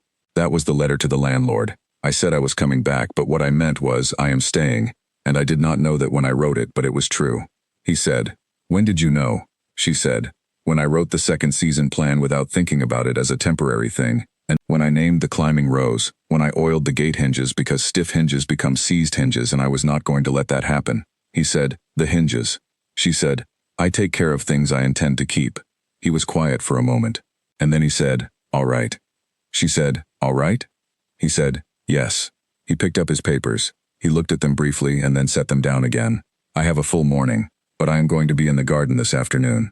She said, I know, you always are. He said, I always am. He left for his morning obligations, and she went back to the garden work, and the day was warm, and Clara was in her second week of bloom, and Wren was filling the trellis with the steady intent of something that had decided on a direction and was not reconsidering. She worked through the morning with the specific satisfaction of a person who has said the thing that needed saying, and found it received well, and can now simply continue with the work, which was what she had always preferred, to say the necessary thing cleanly, and then return to being useful. She thought about what he had said. I thought, that is the kind of person I have been waiting for without knowing I was waiting. She thought, that is how it works when it works well. You are not waiting for something, you are living your life. And then a thing arrives that fits the shape of what you would have asked for if you had known what to ask for, and you recognize it not because you planned for it but because you know your own shape well enough to know when something matches. She had a very clear sense of her own shape. She had spent 23 years becoming someone she could rely on. She had done it without anyone's help, and she had done it well, and she was not going to apologize for being exactly who she was. And it turned out that exactly who she was had been the right thing, not in a final, declarative way. Just in the daily way, in the mornings in the garden, in the evenings in the sitting room, in the straightforward way she said what was true and the straightforward way he received it. She transplanted 2 of the companion plants from the recovery area to the eastern border in the afternoon. She checked the trellis bracket, which she had reset the day before and which was holding solidly. She made a note in the notebook about the third season border expansion and did a rough estimate of the materials she would need to order before summer ended. He came back in the late afternoon as he had said he would, and he sat on the bench, and she finished the transplanting, and they walked out together when the light changed, through the gate that swung open freely, and the palace corridors were warm and familiar, and she thought, I know this place the way I know the greenhouse, the way I know the distances between things and where the drafts come from and which light at which hour means what. She thought, I know him the way I know Percy and Agnes, not scientifically but actually, by observation and repetition, and being present in the same space long enough to understand what he needs to thrive. She thought, that is a very useful way to know a person.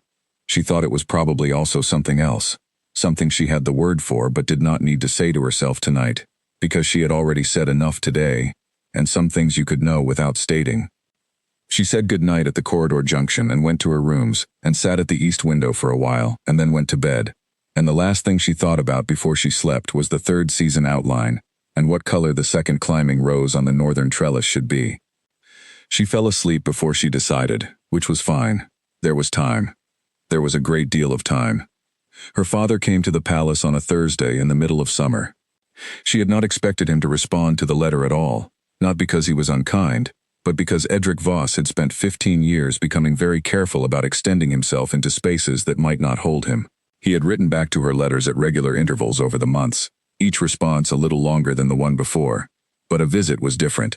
A visit required him to come to the place that had taken his daughter in the way he had never quite been able to look at directly. His letter saying he was coming had been brief. It said, "I thought I should see where you are." He had signed it with the same signature she had been looking at her whole life, which had once been larger and bolder, and was now smaller but still his. She met him at the main entrance because she did not want him to navigate the palace's administrative approach alone. He arrived in the public carriage, not the district shuttle, which meant he had taken the longer route because it was the one he knew. He was wearing his good coat and he had his hat in his hand, the way he always held his hat when he was somewhere he was uncertain about. She said, "Hello, father." He said, "Mara." He looked at the palace behind her. He said, "It is very tall." She said, "You get used to it." He said, "I imagine you would." They walked in through the main entrance and she took him the route she had memorized in her first weeks. Through the main hall, past the high-ceilinged corridors, through the residential wing to the garden corridor with the windows. She stopped at the windows, as she always did. He looked at the garden below. He was quiet for a moment. Then he said, "You did that." She said, "Yes." He said, "The rose bushes." She said, "Clara is on the south wall. She is in her third bloom of the season." He looked. He was quiet for a longer moment. She waited. Her father's quiet was something she had learned to read over the years. The quality of it changed depending on what was in it, and this one had something she recognized but could not precisely name.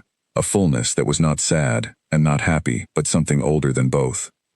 He said, "Your mother would have liked this." She had not been expecting that.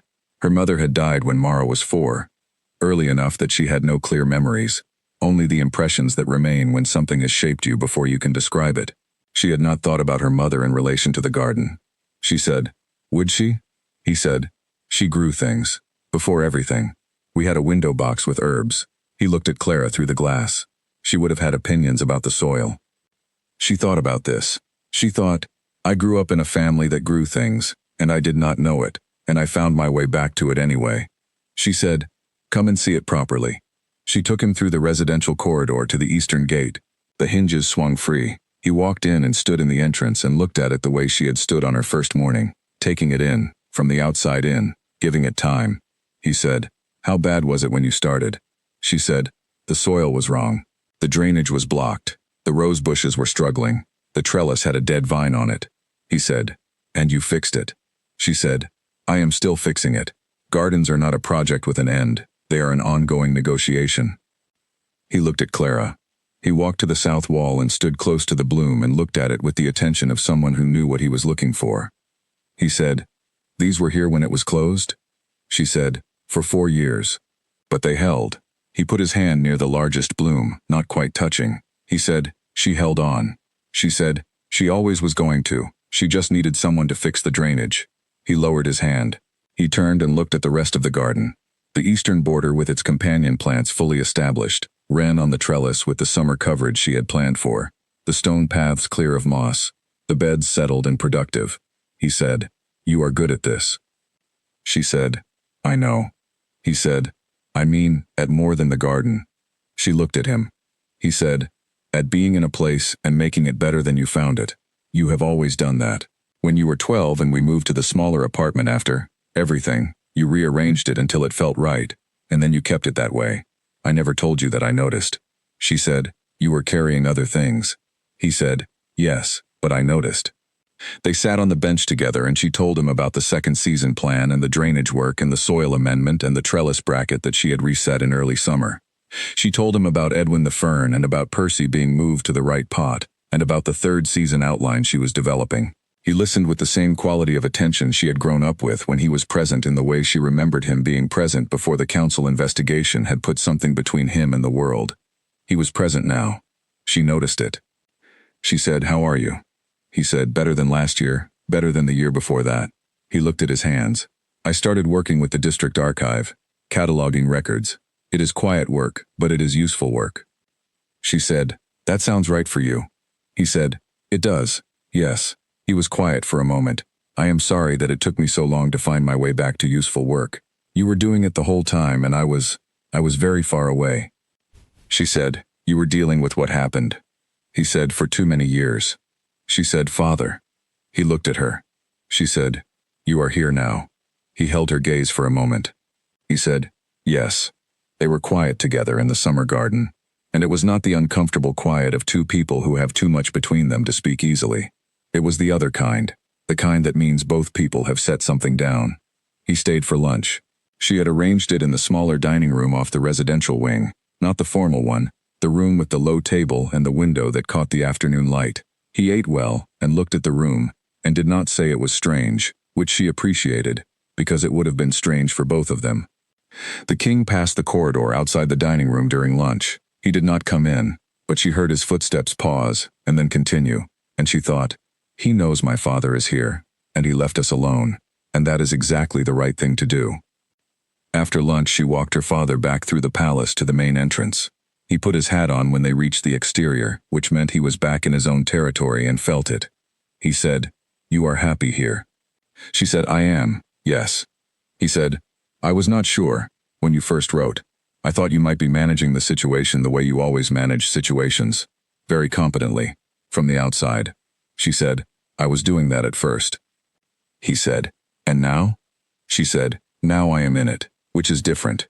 He said, yes, it is. He looked at the palace one more time. He said, come home to the greenhouse when you can. Edwin is taking over the south end. She said, that was always going to happen. He said, Agnes is helping him. She said, of course she is. He laughed. A real laugh, not the polite one she had been hearing from him for years.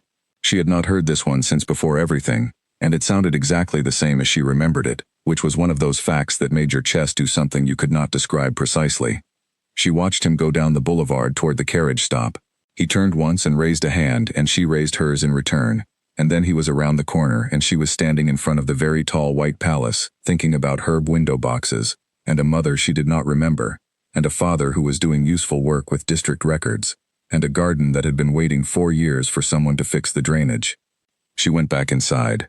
She went back to the garden. She worked through the afternoon with the particular energy she always had after her father visited, which was the energy of knowing that some things had roots you could not see, and were working underground, and would show up eventually if you gave them the right conditions. Clara was in full bloom. Wren was filling the arch. The eastern border was everything she had planned for it to be, and some things beyond the plan. She sat on the bench as the light changed and wrote in her notebook, visit with father. Good. Then she wrote, he noticed things when I was 12 that he never said. Filed this under, things that were true without being spoken. Then she put the notebook away and sat in the evening garden, and let the good day be exactly what it was. He came through the gate in the hour before dark. He had given her the afternoon. He had known to do that. He sat on the bench beside her and said, how was it? She said, very good. He laughed. He said, the real one? She said, yes. He said, good. She said, he said my mother grew things, before I was born. I did not know that. He was quiet for a moment. He said, sometimes you find out who you come from later than you should. She said, yes. They sat in the garden as it went from late afternoon into early evening, and the light changed on Clara and Wren and the beds, and she thought, this is a good place. And the good thing about a good place is that you can bring people into it. She thought, I am going to bring my father back here when the autumn roses bloom. He will want to see Clara in the second season. She thought, I am planning a second visit before the first one is even over, which is a very Mara thing to do. And she thought it without embarrassment because she was exactly who she was and she had stopped apologizing for that a long time ago. The evening was warm and the garden was good and the company was exactly right, and she stayed until it was too dark to see the blooms clearly, which was later than she usually stayed, because tonight she was in no hurry at all. The formal announcement was a thing she had known was coming and had been deliberately not thinking about, not because it frightened her, but because the paperwork felt like a smaller thing than what it was supposed to represent. And she did not want the paperwork to be the thing she remembered. She had been managing this particular deflection for about 3 weeks, when the palace steward came to her in the garden on a Monday morning, with a carefully formal expression, and said that the Office of Domestic Affairs had requested a meeting at her convenience to discuss the permanent registration process. She said, I know what it is about. The steward said, "Yes. Shall I tell them this afternoon?" She said, "Tell them Tuesday. I am finishing the Northern Border Amendment today, and I do not want to stop mid-task." The steward said, "Of course," with the expression of someone who found this answer entirely reasonable, which she appreciated. She finished the Northern Border Amendment that afternoon. It took 3 hours. She was satisfied with the result. Then she went to the sitting room and sat at the window and thought about what the registration process meant in practical terms, which was permanent, not administrative obligation, not temporary arrangement, permanent, in the legal and recorded sense, in the kingdom's registry. She was not afraid of the word. She had been checking herself for fear of it for 3 weeks and it was not there. What was there instead was something more like, "This is the right container for the thing that is actually happening, and I am glad there is a container for it." She wrote in her notebook, "Permanent." Then she wrote, "Check the eastern trellis brackets before winter." Then she wrote, "Order the northern border bulbs before the end of August." Then she wrote, "Tell him before the office meeting. Say it yourself. Do not let the paperwork say it first." She closed the notebook. She found him in the study that evening, which was where he was on Monday evenings because the weekly administrative review happened Monday afternoons, and left a trail of documents that needed addressing before the week began in earnest. She knocked once. He said, "Come in." She said, "The steward told me about the Office of Domestic Affairs meeting." He set down his pen. He looked at her. She said, "I told them Tuesday. I wanted to tell you first." He said, "Tell me what?" She said, "That yes. Whatever the registration requires. Yes." He said nothing for a moment. He looked at her with the expression she had named, the one that was fully present without performance. He said, "You did not have to tell me first." She said, "I know. I wanted to." He said, "Why?" She said, "Because the paperwork is the smaller thing.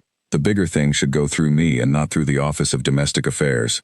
He was quiet for a moment. Then he said, "What is the bigger thing?" She said, "That I am choosing this, that I have been choosing it since before I knew I was choosing it, that the garden and the evenings in the sitting room and the water assessment and the second cup on the bench and all of it, it is not the arrangement I came here for. It is the thing the arrangement became, and I am not going to let the registration form be the sentence that says it." He said, "What sentence would you like to say it?" She thought for a moment. She said, "I fixed the conditions and let things grow, and what grew is mine." That is the sentence. He held her gaze for a long time. He said, "That is a very good sentence." She said, "I thought so." He said, "What grew is mine too." She said, "I know."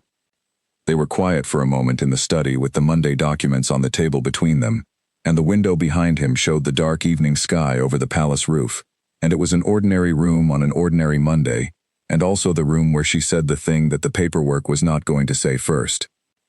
She said, "I will go to the Office of Domestic Affairs meeting Tuesday." He said, "I will be there." She said, "You do not need to come. It is administrative." He said, "I know. I will be there." She thought about arguing with this, and decided against it on the grounds that it was a choice he was making, and she was a person who respected choices people made deliberately. She said, "All right." She said goodnight and went to her rooms and sat at the east window for a while and thought about the registration form and about what her father had said on his visit. "You are in it, which is different." And she thought, "Yes, I am in it."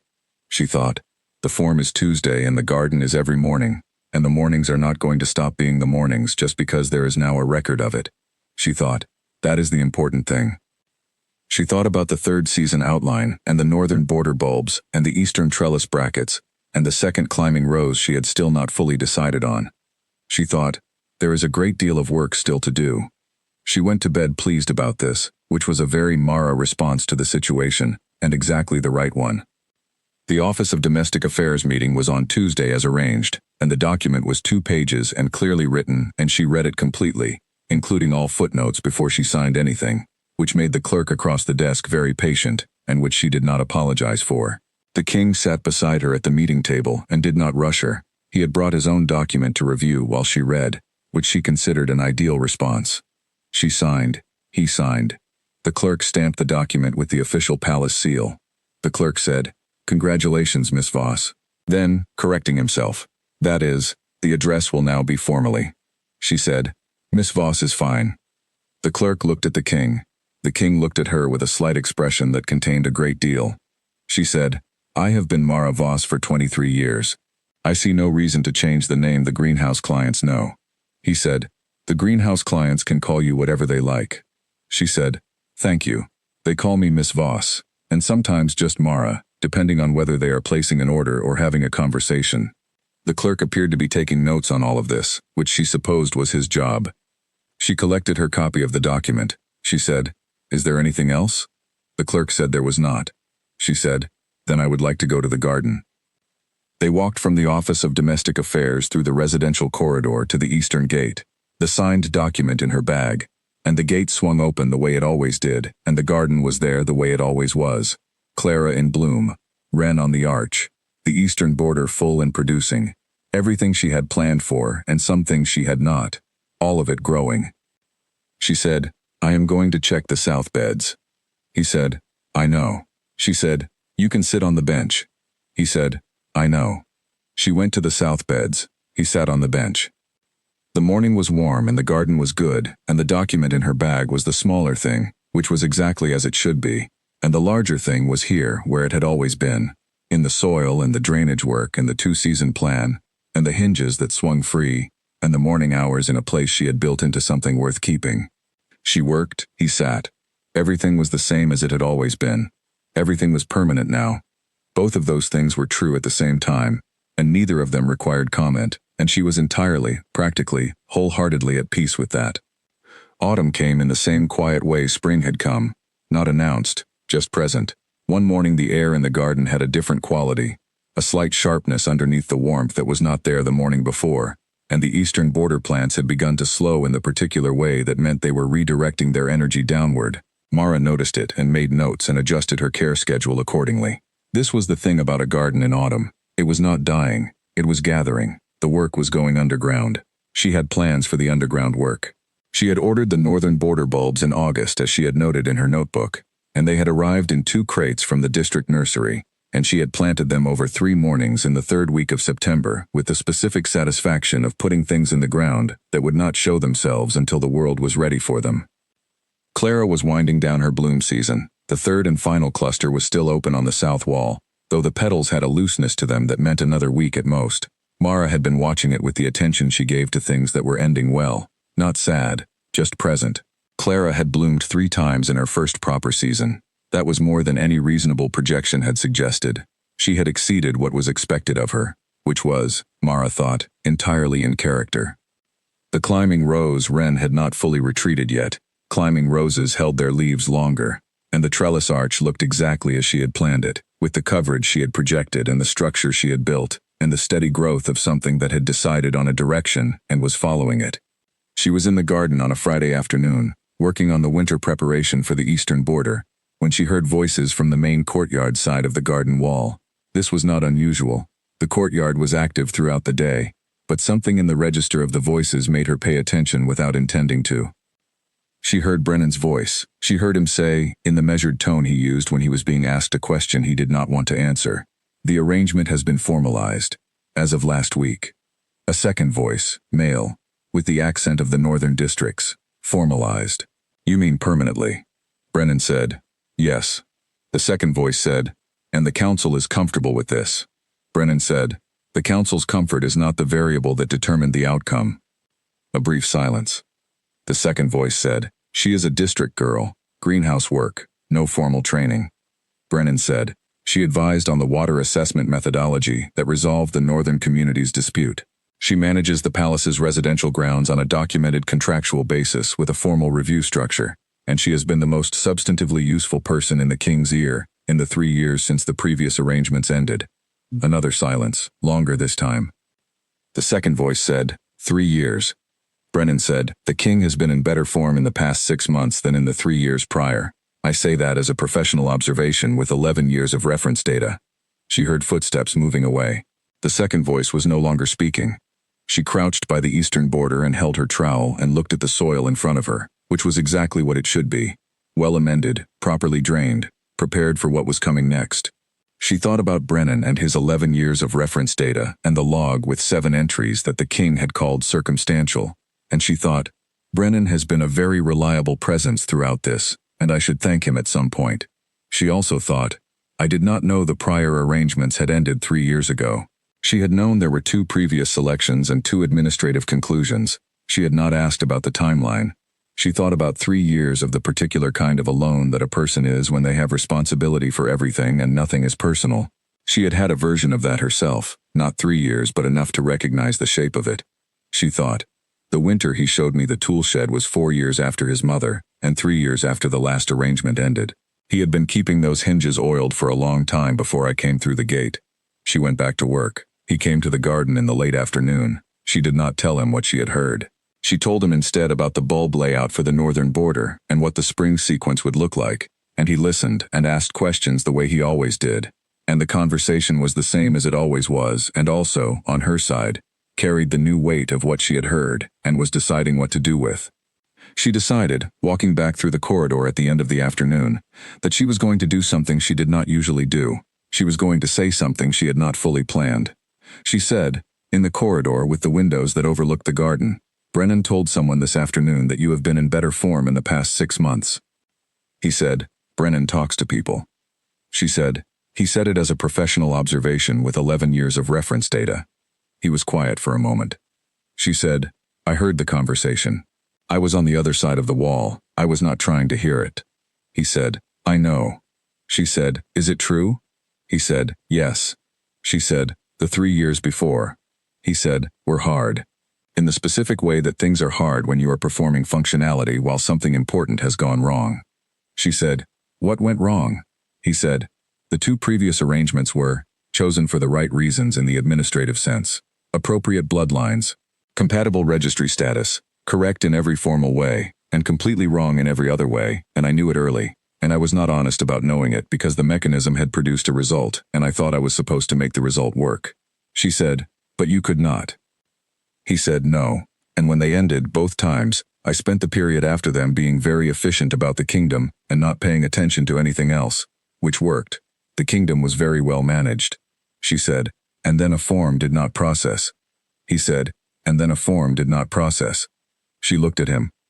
He said, and a woman in a gray dress put her hand over her heart in an outdated gesture of acknowledgement, and when I asked which edition of the guidelines she had used, she said apparently not the current one, and I thought, there is a person who is completely herself, without any performance at all, and I do not know what to do about that.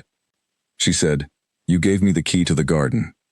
He said, it was the most honest thing I could think of to do. I had the thing you needed and I gave it to you. Beyond that, I did not have a plan. She said, the second cup on the bench was also not a plan. He said no, that was just true.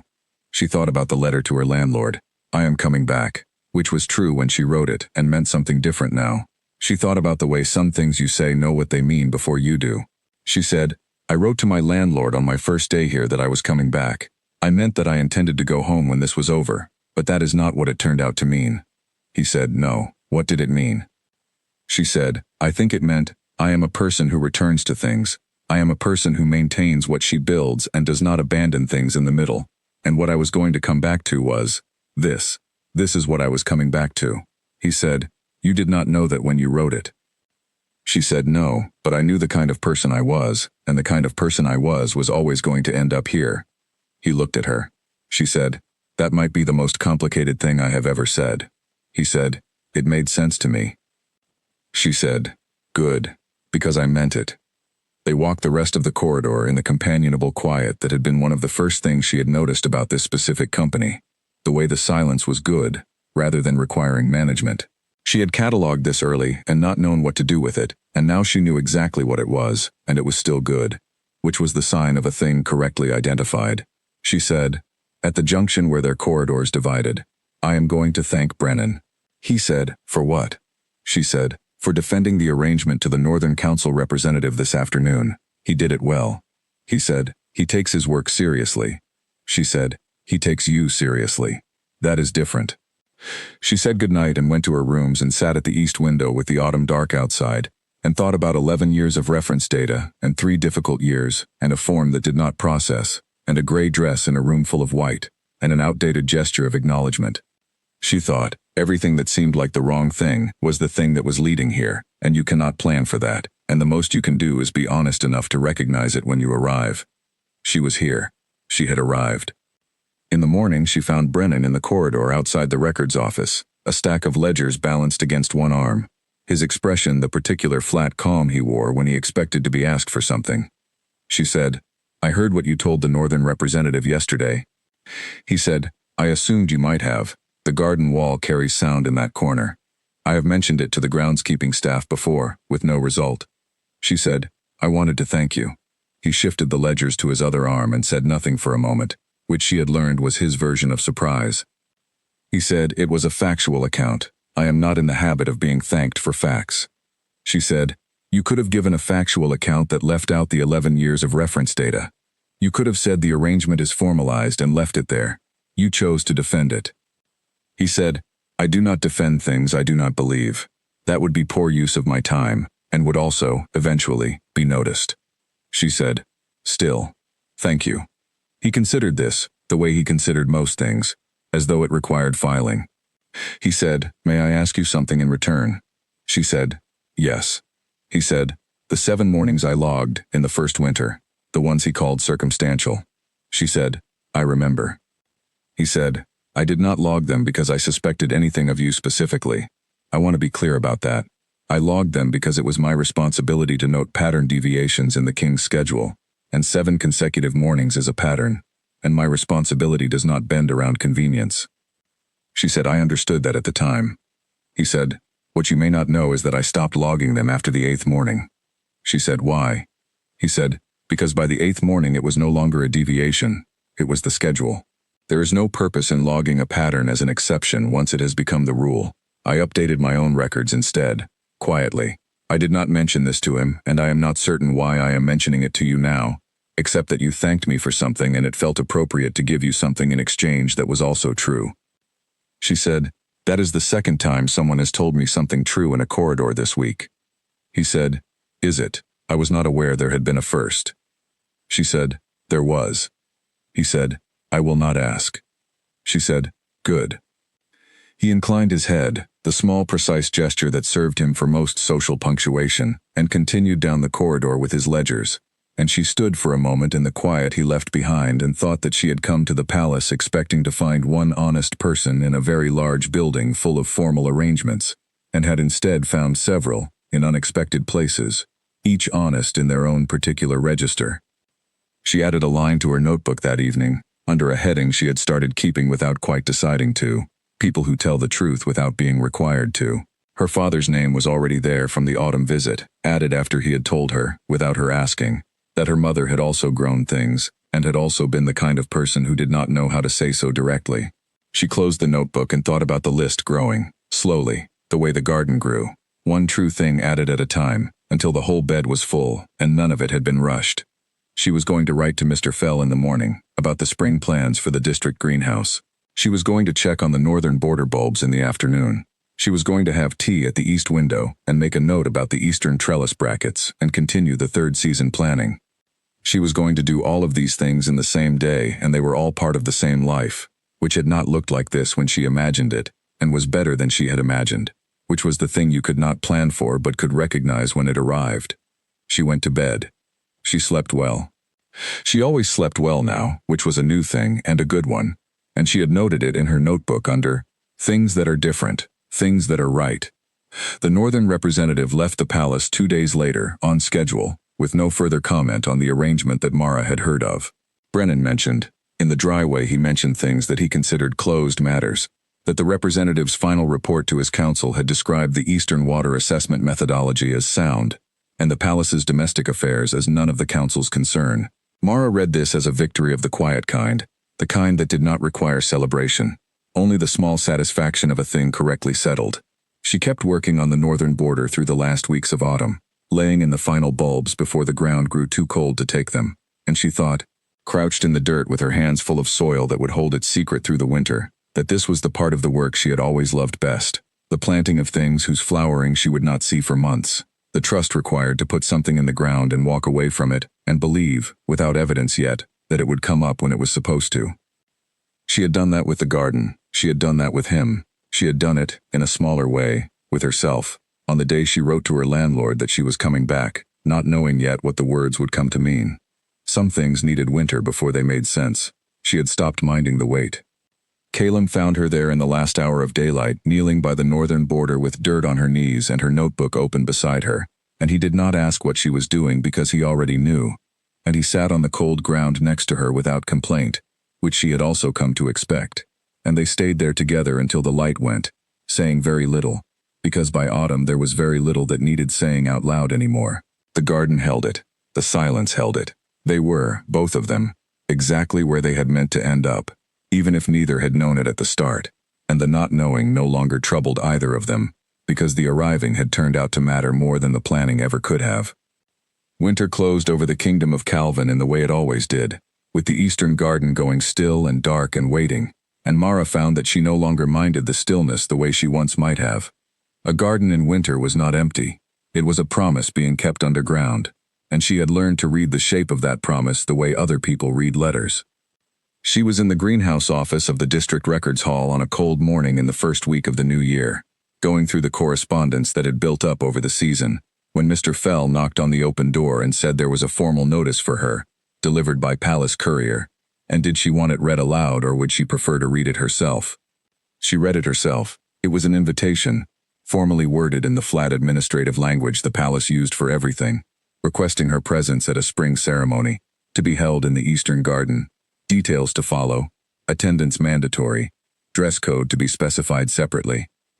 She had learned enough by now to recognize administrative language that was hiding something underneath it. She folded the notice and put it in her coat pocket and did not mention it to anyone, though she noticed that her hands were not entirely steady when she picked up her tea. She did not ask Caleb about it directly when she next saw him, 3 days later, in the sitting room with the evening fire lit and the notebook open on her knee. She had learned, over the seasons, that some things arrived better if you let them arrive, rather than pulling them toward you before they were ready. He asked about her father instead, whether the winter greenhouse repairs had gone well, and she told him they had, and the conversation moved the way it always moved, easily, without strain. Two people who had stopped needing to perform interest in each other because the interest was simply there, worn in like a path through grass. At the end of the evening, as she stood to leave, he said, without any particular emphasis, that he hoped she had received the notice about the spring ceremony. She said she had.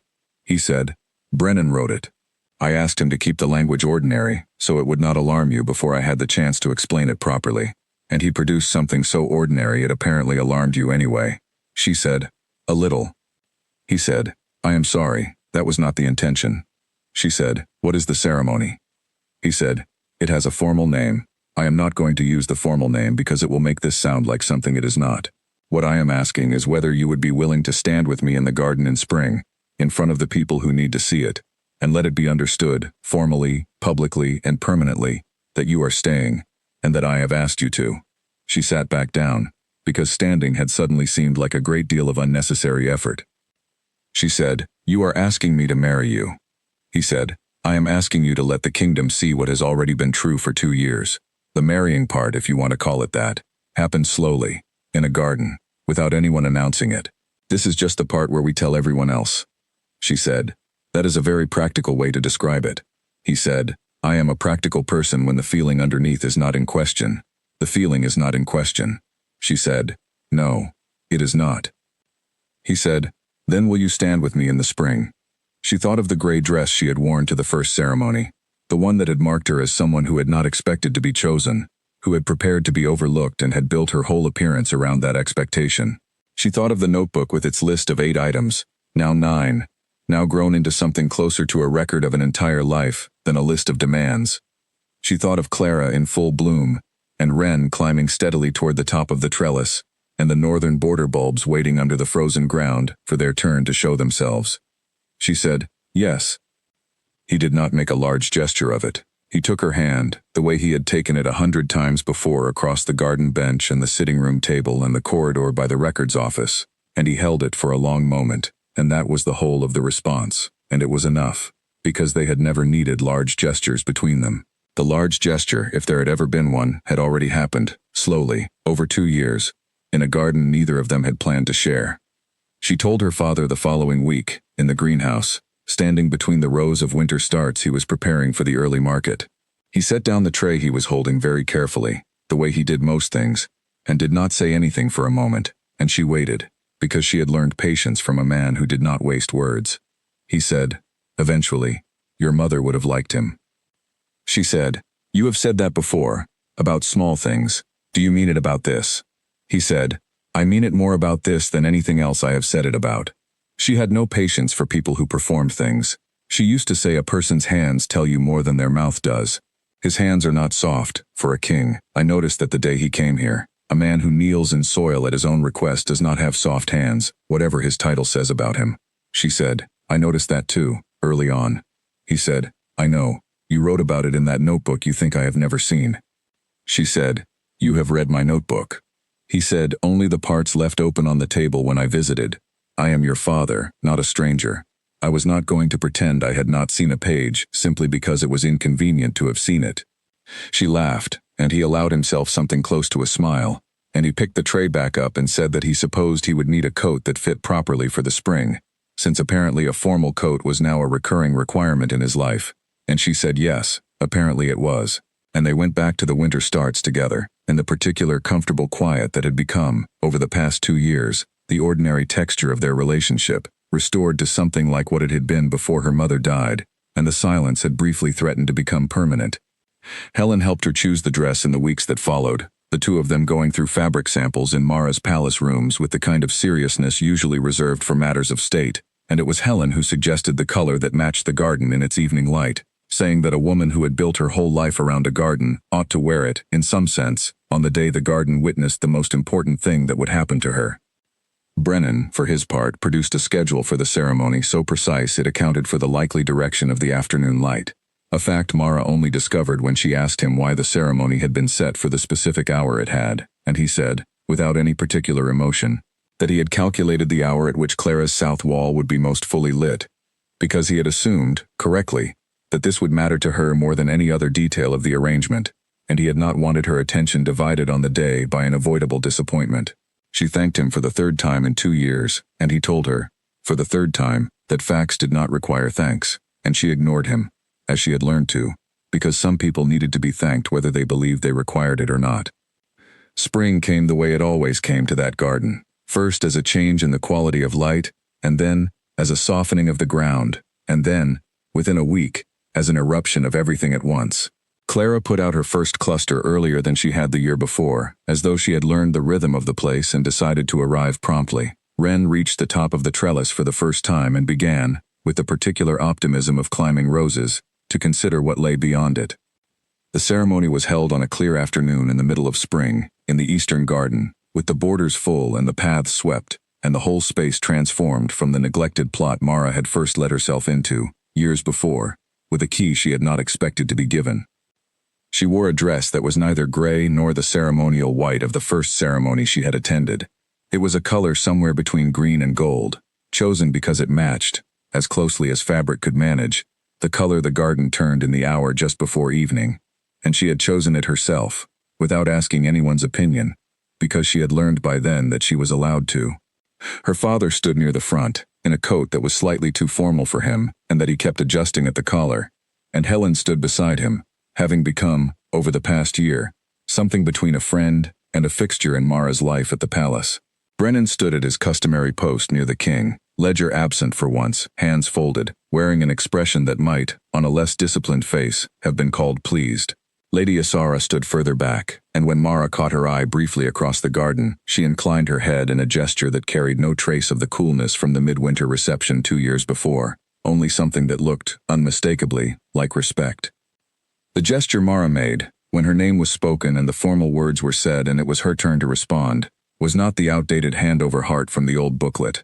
She had learned the current gesture properly by then, had practiced it in the mirror more than once with a mixture of amusement and care, and she performed it correctly, and no one in the garden thought anything of it at all, because it was simply what a person did at a moment like this, and she was, by then, simply a person having a moment like this, not a district girl who had wandered into the wrong ceremony by accident. Calum spoke briefly, when it was his turn, and what he said was this, that he had once believed the position he held required him to be surrendered to, and had spent years performing that expectation without understanding what was missing from it, and that he had since learned that what he actually needed was not surrender at all, but someone who would meet him exactly as she was, without flattening herself to fit the shape of what was expected, and that he had found that, unexpectedly, in a woman who had worn the wrong color to the wrong ceremony, and used the wrong gesture, and asked for a garden key instead of jewels, and that he considered himself the most fortunate man in the kingdom for the mistake that had brought her to him. Mara, when it was her turn, said much less. She said that she had come to the palace expecting to disappear into a role, and had instead found a garden that needed her, and a king who followed her into it, not to claim it, but to help her tend it, and that this, as far as she could tell, was the truest form of partnership she could have imagined, though she had never actually imagined it, because she had not believed it was the kind of thing available to someone like her. She said she was glad to have been wrong.